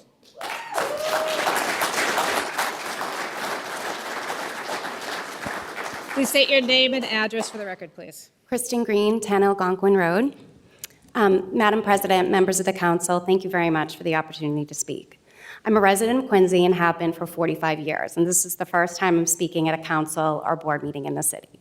And that's because of the importance of this issue. I'm speaking as both a Quincy resident and a wife of a Quincy firefighter. I would respectfully urge you to reconsider your vote and approve the authorization for the turnout gear for the Quincy firefighters that does not contain the harmful chemicals contained in their existing gear. I would ask that you do this as expeditiously as possible because this is involving people's health and public safety. When my husband, Mike Matarano, got on the Quincy Fire Department, I was so proud. But I knew that he was putting his life on the line in certain circumstances. However, in no event did I think that it was going to be the result of the gear that he had to wear while protecting the public. I understand that there may be an appetite to look back and ask questions and ask how we got here. But I'm not interested in that. I'm interested in moving forward. We know what we know. You know what you know. And every time my husband goes to work, I need to know that the gear he may have to put on has harmful chemicals that he's being exposed to that could make him sick down the line. States are banning PFAS in consumer products and materials for a reason. And in my opinion, to have this knowledge that we now have and not do anything or delay action defies common sense, and in my opinion is quite frankly negligent. Remember that while you're looking at the numbers, we're looking at husbands, fathers, sons, daughter, sister, brother, and we really want them around long after they leave their position with the city. Thank you very much for your time and your consideration.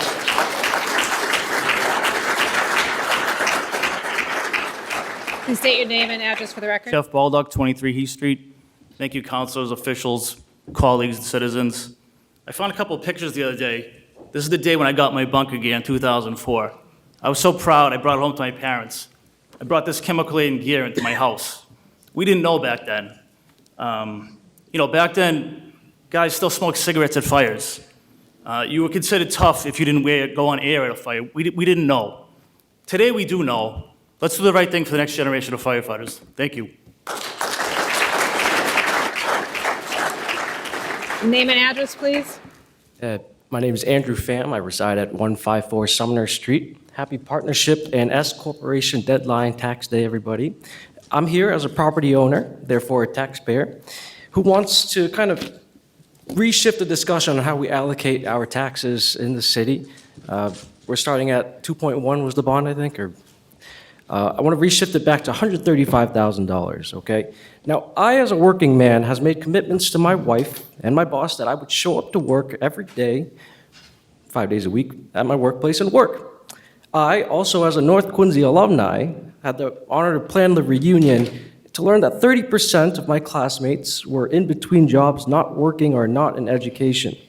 Now, you can imagine the working person's frustration to learn that politicians elected the raises, just very briefly, $135,000, for themselves. Now, the opposition wasn't for the fact of the raises, but it was the fact that the old councilors canceled a meeting, one whole meeting of this. We could have had so much discussion in that meeting. Now, the public comment wasn't brought back until after the election, and you know damn well I could have benefited from that. But that is not the point. I get to watch this at 2x speed at home. These councilors do not, so all of the councilors here deserve that extra $15,000, which divided by 12 months, 2 weeks payroll, $625 in your bank account each payroll. I think you guys deserve that. Now, I want to kind of bring it back to the firefighters here.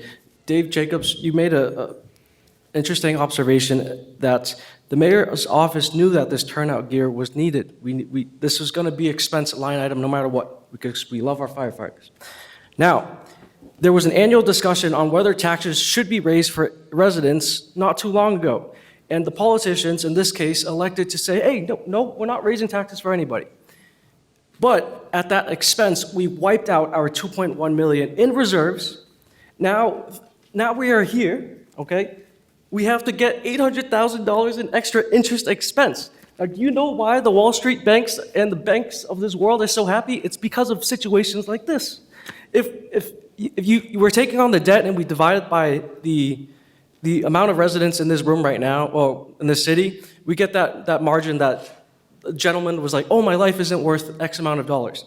That's not what this council was saying at all. We should have just raised the taxes by that same margin of debt that we are planning to take on, except we would have saved $800,000 in interest expense and still have our our reserve fund. And that's all I got. Thank you. You're very welcome.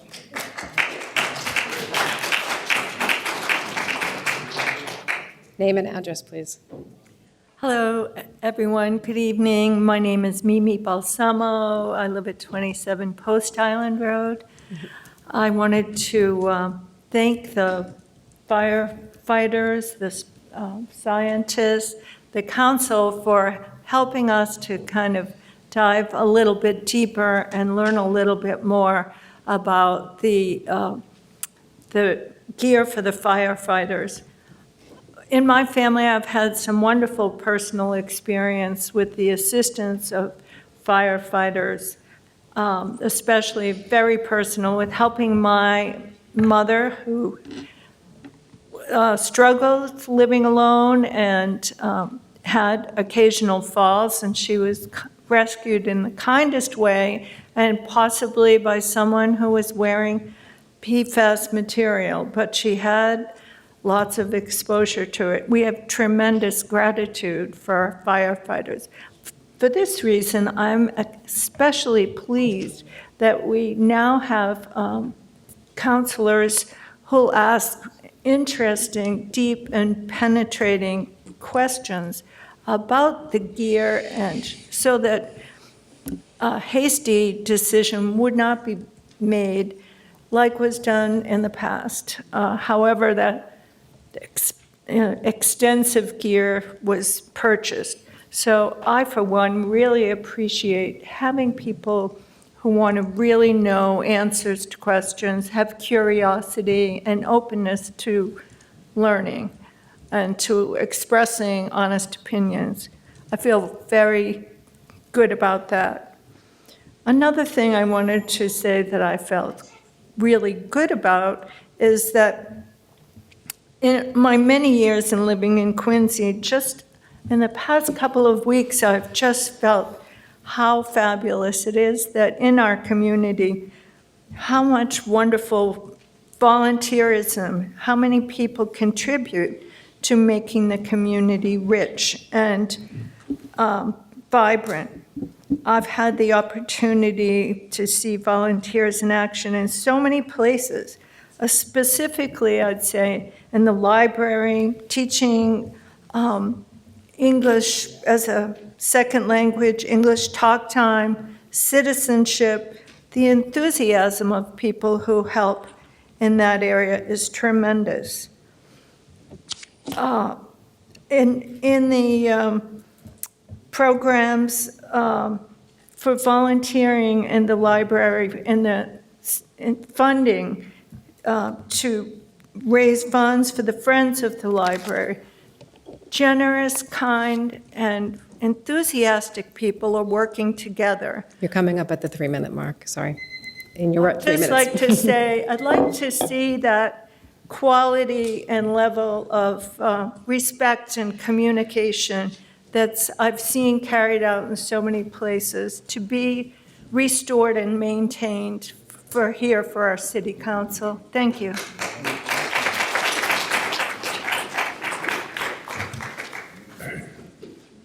My name is Stephen Sweet. I grew up here in Quincy. I graduated from North Quincy High. I Your am address? a proud Quincy fireman for the past 40 years. Could you state your address, please? I live in Braintree now. My parents still live here in Quincy. But as I said, I grew up here. I'm a Quincy fireman for the past 40 years, currently assigned to Ladder 2 in Wollaston. In the span of my career, I have seen vast improvements in safety and equipment, from riding the back step in open cab convertibles to fully enclosed apparatus, better self-contained breathing apparatus to the introduction of thermal imaging technology, and beyond are just a few. But what has not changed in the last 200 years is the simple fact that it takes brave firemen to put themselves directly in harm's way to get the job done. And that is true anywhere in this great country. The bottom line is you can do everything right and still get killed doing this job. What is absurd to me is that I am up here debating about if you should approve the expenditure to purchase PFAS, cancer chemical-free gear. Your decision here tonight won't affect me since I am near the end of my firefighting career. I would like you to take a long, hard look at all the young firemen behind me and tell them that PFAS, cancer-free gear, in your opinion, is not for them. Take a good, hard look around, right? If that is your opinion, I suggest you take my turnout coat and wear it while you are at work, whatever job you have. I will leave it right here for you. You make the call. Thank you.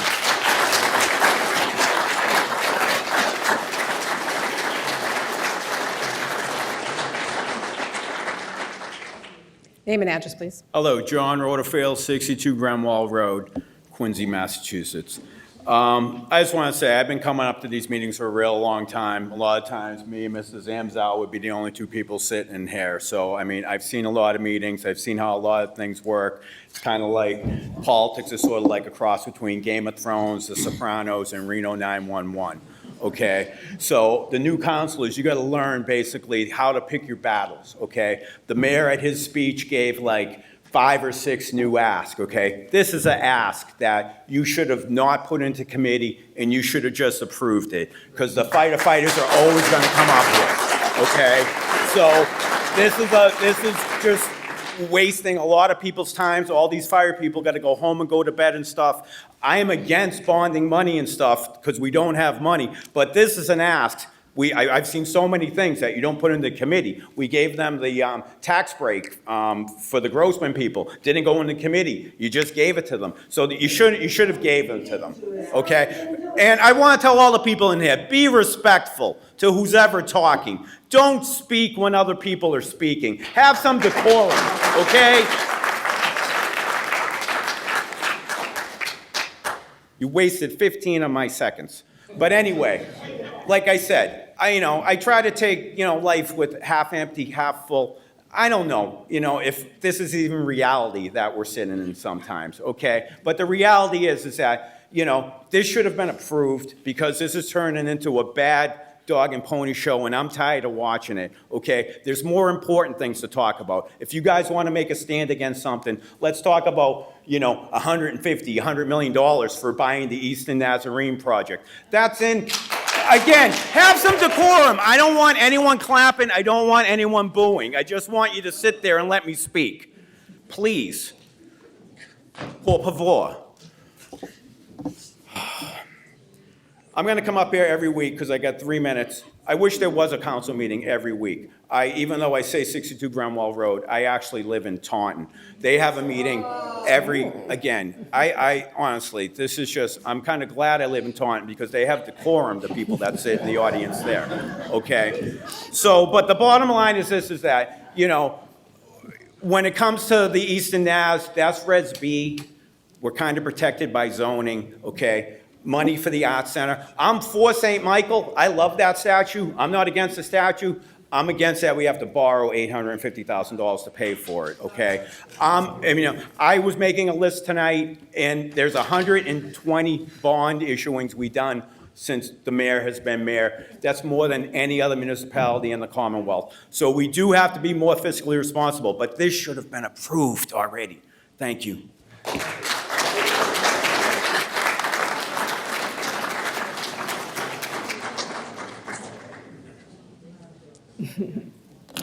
State your name and address for the record, please. Hi, my name is Leah DeGloria. I live on Lakeshore Drive in Weymouth.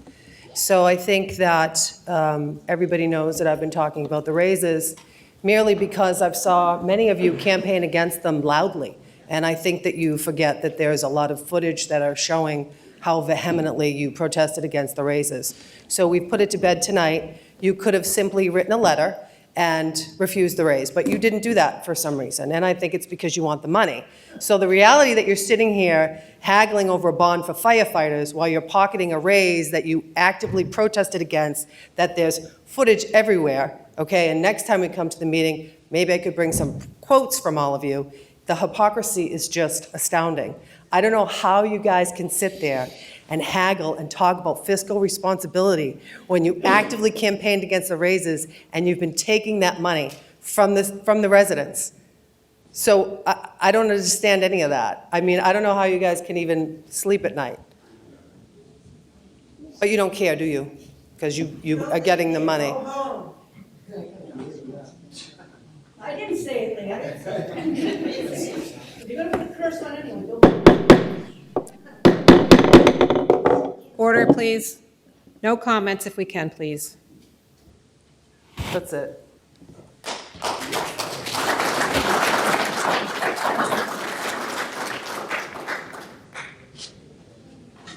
Name and address, please. My name is Sean Darcy. I live at 116 Highland Avenue, Mansfield, Massachusetts. I'm a lieutenant for the Quincy Fire Department, coming up on 31 years on the job. I would encourage you to reconsider and make sure that we get this gear that we need, not only for our safeties. Like I said, I'm kind of in the same boat as Steve Sweet. My career's behind me. My son is on the job, while other younger firefighters are on the job. They need that. I hear a lot of things about money and being spent.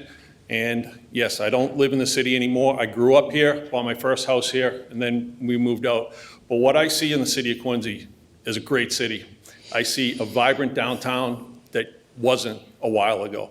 I see a place that people want to come to. People want to buy houses here. People want to live here. And the old adage is, if you want, you got to spend money to make money.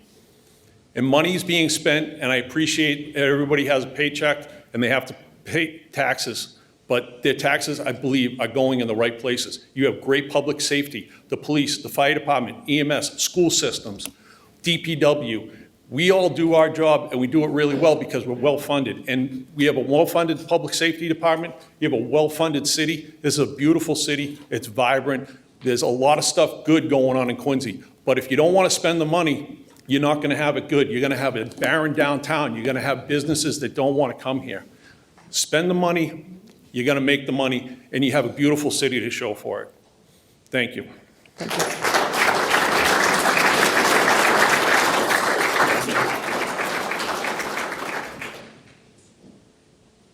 Anybody else for open forum?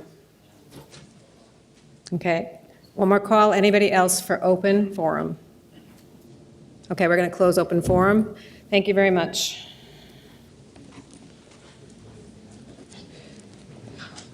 So we're going to move on. Could you? Number 2 on the agenda, 2026-047, ordinance amending municipal code, Chapter 134, drugs, Article 1, synthetic drugs, kratom. Motion to move this to To ordinance?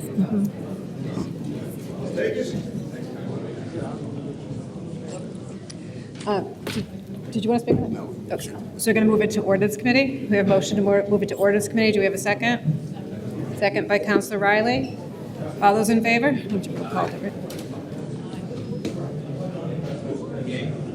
that? All right. Anybody against? It's going into ordinance.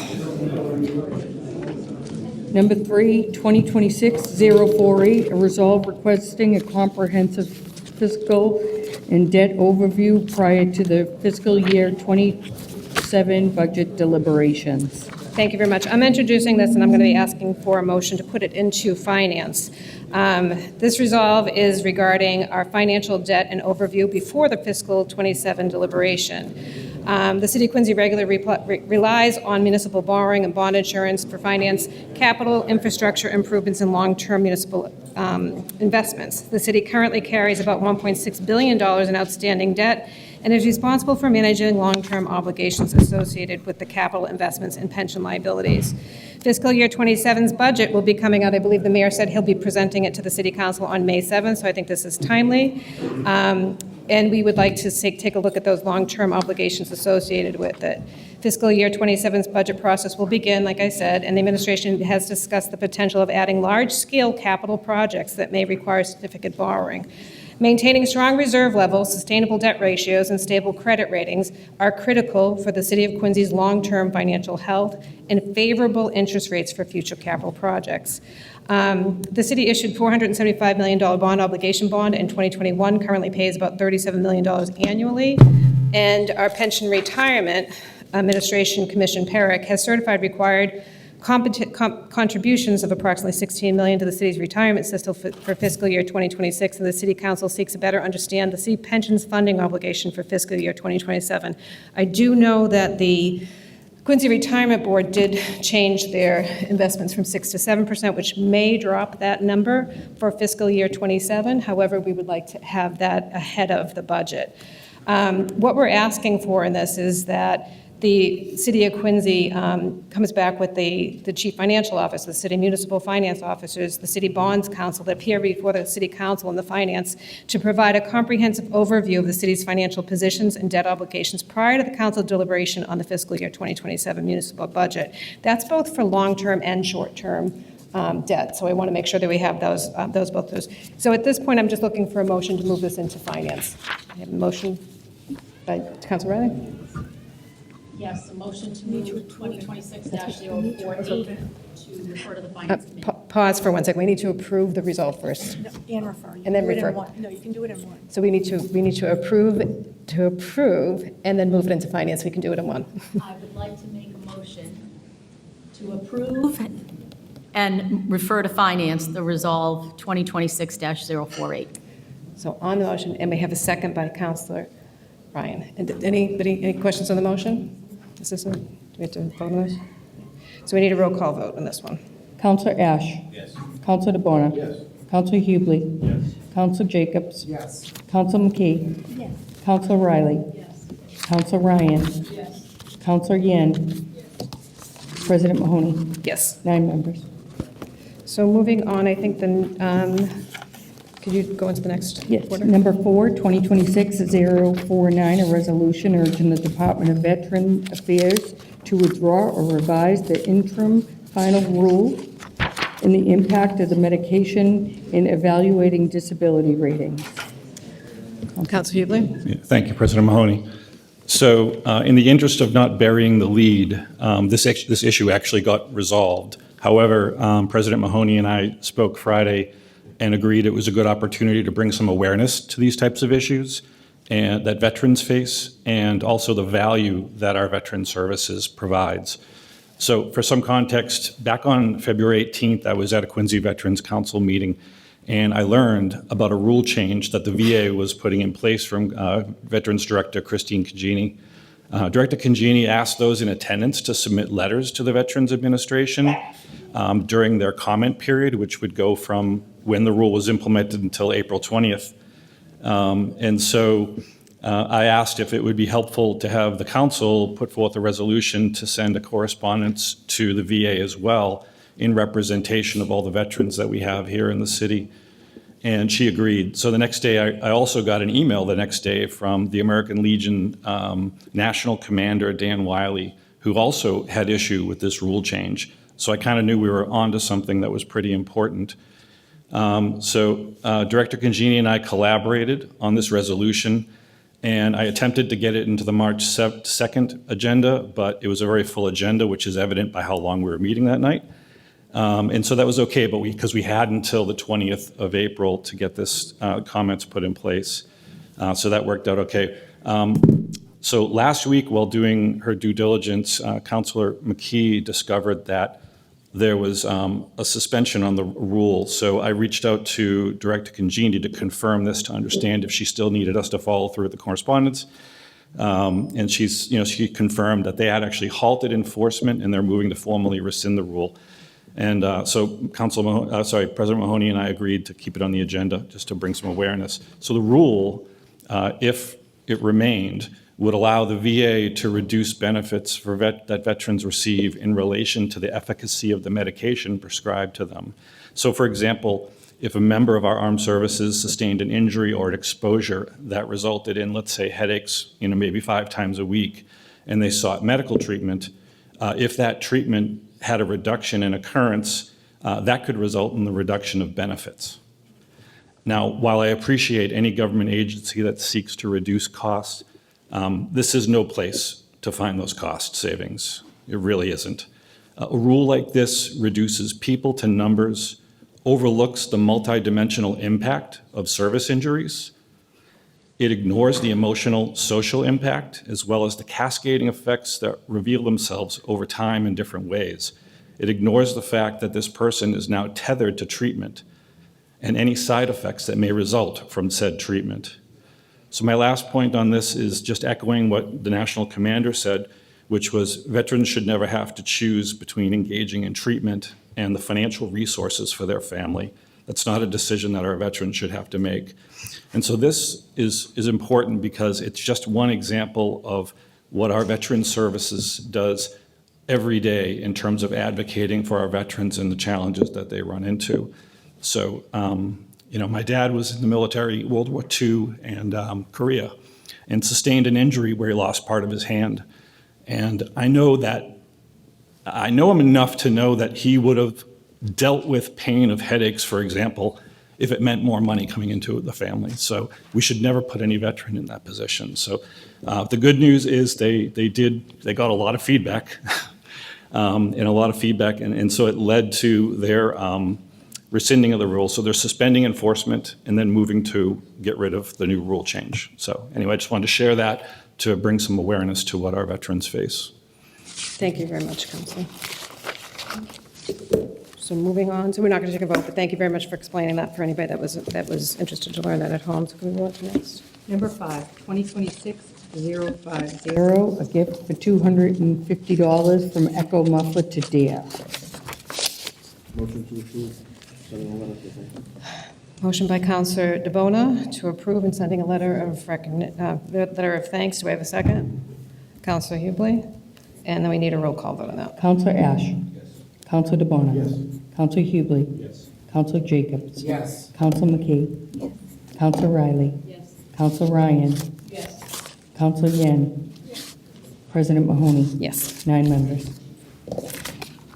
Next, number 6, 2026-051, a gift from State Street Bank to Quincy Fire Department. Motion by Councilor DeBona, second by Councilor Jacobs. Roll call vote, please.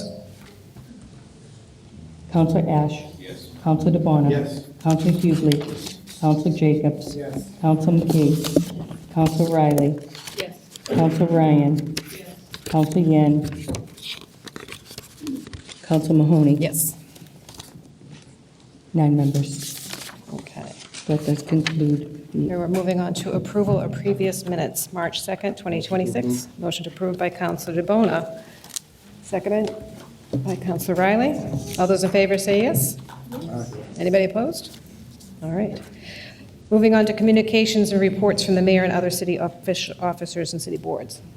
We do have a traffic request to refer to Ordinance Committee for Advertising, Ward 1, Counselor Jacobs, add no left turn on Coddington Street at 147 Coddington Street at the car wash driveway. We'll refer that.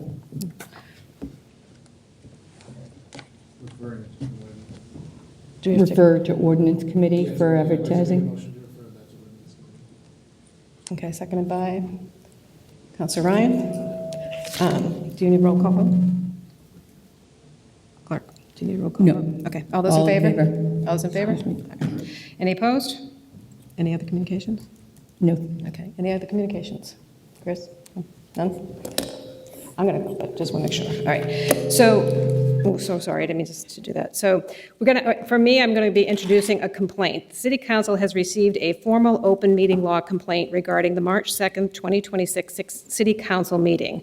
Copies of the complaint I'll hand out to you after, when we finish, because I didn't have them ready for you to pass out.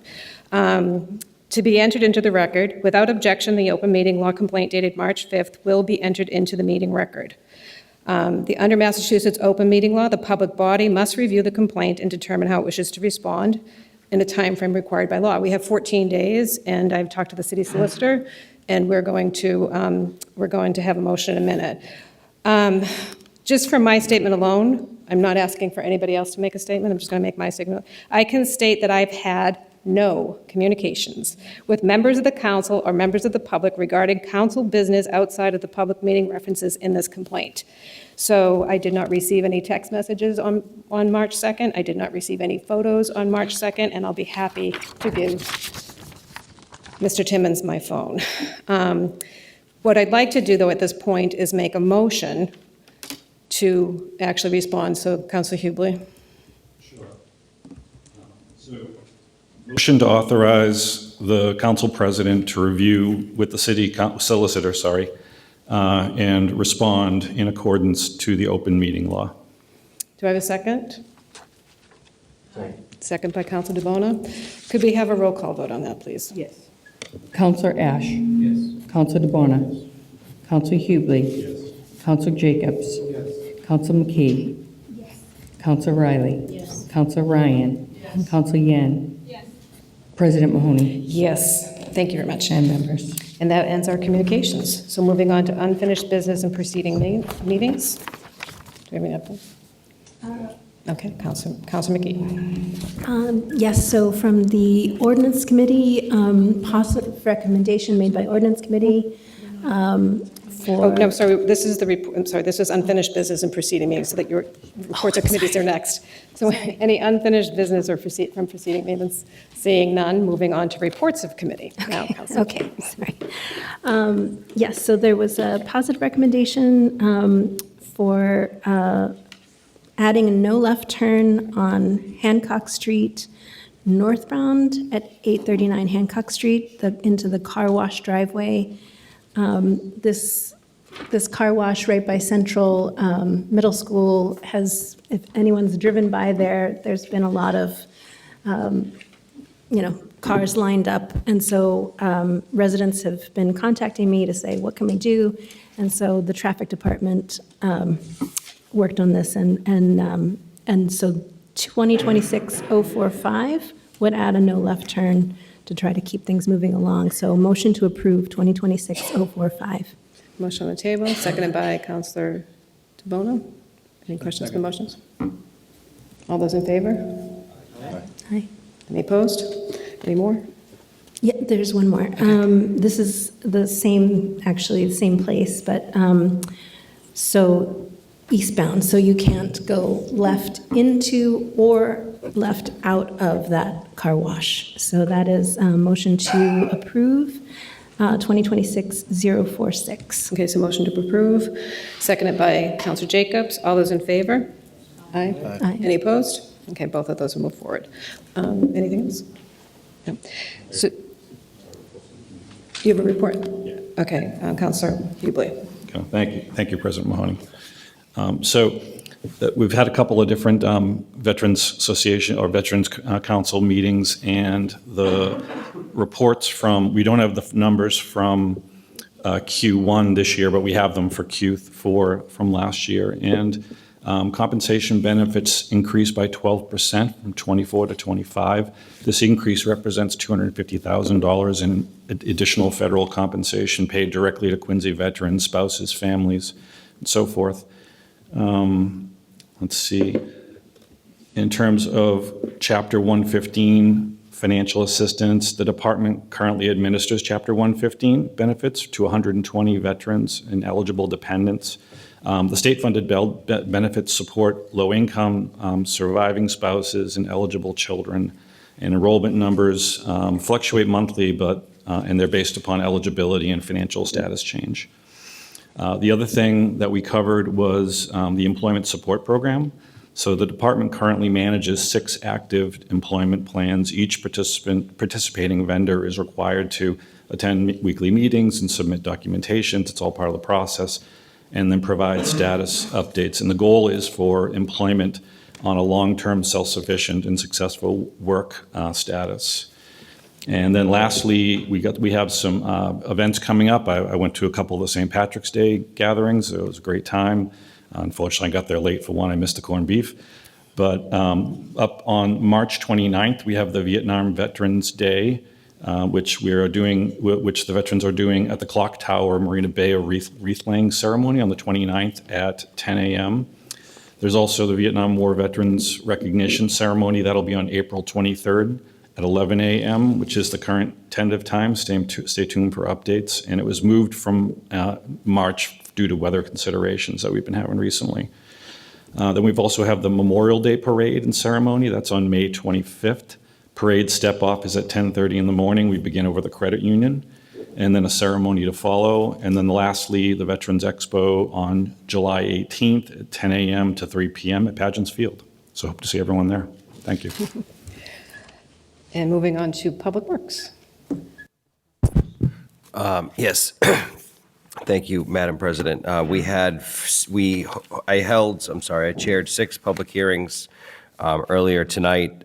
Council Orders 2026-020 through Council Order 2026-025. I believe we are prepared to bring 5 of them out for a full vote. And so that would begin with 2026-020, utility grant of location, Mass Electric, 100 Coddington Street, received a positive recommendation. That's a motion to approve 2026-020, utility, Mass Electric. Aye. Counselor Ash. Yes. Counselor DeBona. Yes. Counselor Hublich. Yes. Counselor Jacobs. Yes. Counselor McKee. Yes. Counselor Riley. Yes. Counselor Ryan. Yes. Counselor Yen. Yes. President Mahoney. Yes. 9 members. I also chaired a public hearing on 2026-021, utility grant of location, Mass Electric, Verizon, 587 C Street. And we are prepared to take a vote on 2026-021. Motion? Motion to approve 2026-021, 587 C Street. Excellent. Second by Counselor Ryan. Roll call vote, please. Counselor Ash. Yes. Counselor DeBona. Yes. Counselor Hublich. Counselor Jacobs. Yes. Counselor McKee. Yes. Counselor Riley. Yes. Counselor Ryan. Yes. Counselor Yen. Yes. President Mahoney. Yes. 9 members. Further, 2026-022 at 6:10 tonight held a public hearing on the grant allocation, Mass Electric, Verizon, 10 Independence Ave, and prepared to take a vote on 2026-022. Motion to approve. Motion approved by Counselor Ash, seconded by Counselor Ryan. Roll call vote. Counselor Ash. Yes. Counselor DeBona. Yes. Counselor Hublich. Counselor Jacobs. Yes. Counselor McKee. Yes. Counselor Riley. Yes. Counselor Ryan. Counselor Yen. President Mahoney? Yes. 9 members. Thank you. And 2026-023, utility grant of location, Mass Electric Verizon, 58 Taylor Street. And we held a public hearing tonight. There were a few attendees that spoke, and I'm not sure if Councilor Hubley wanted to reiterate maybe his stance on it before we take the vote, or if that's appropriate. Madam President, thank you. Sure, I'm sorry. So this is a request to move a Verizon electric company telephone pole. There was a number of people who showed up to talk about it in opposition, only one for it. And the challenge they had was that this was reducing street parking without adding any off-street parking. So it was voted out for negative, or however we phrase that. To return. Thank you.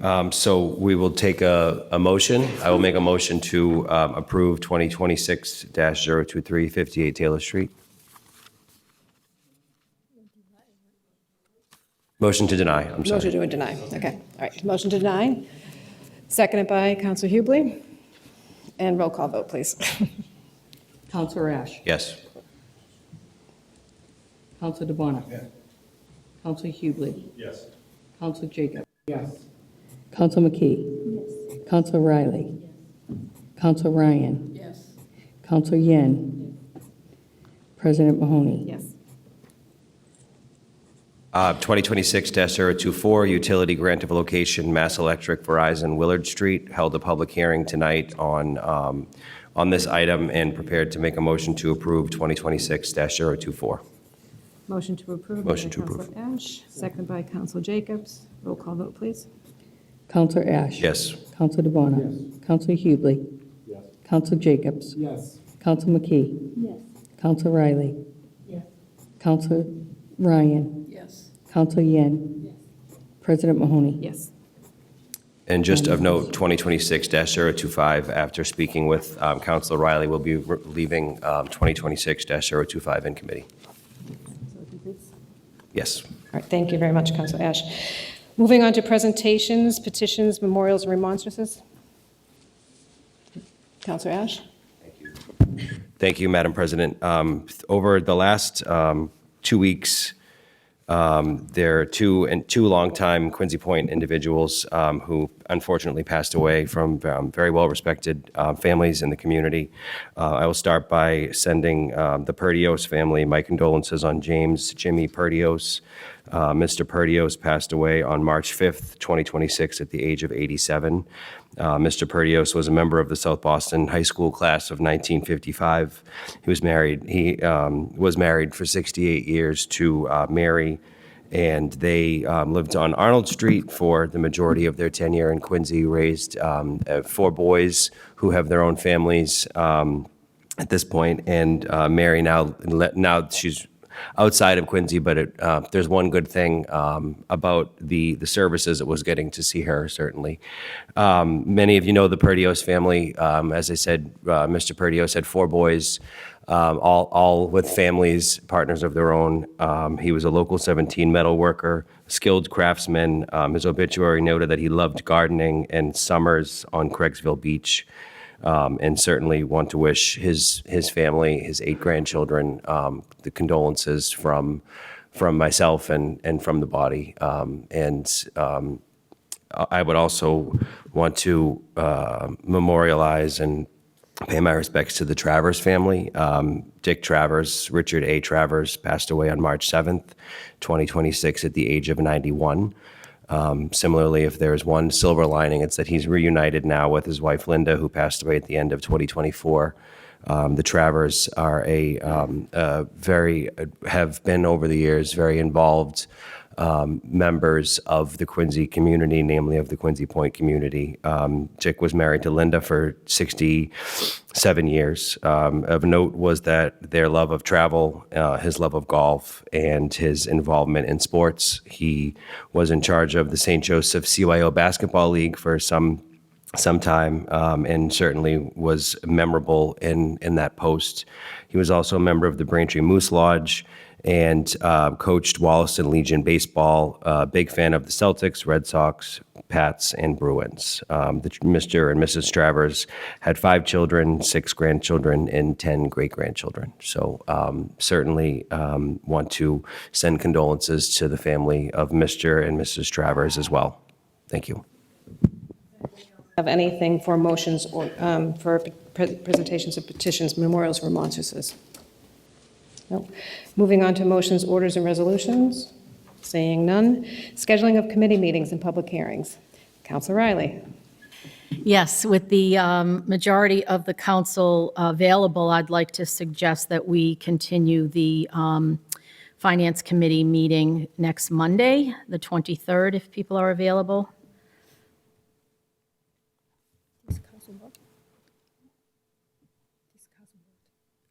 To continue the conversation about the bond. I would like to do 6, but I'm fine if people need a little later time. I would also like to just try to keep it just to that, just to the Finance Committee and just to that topic.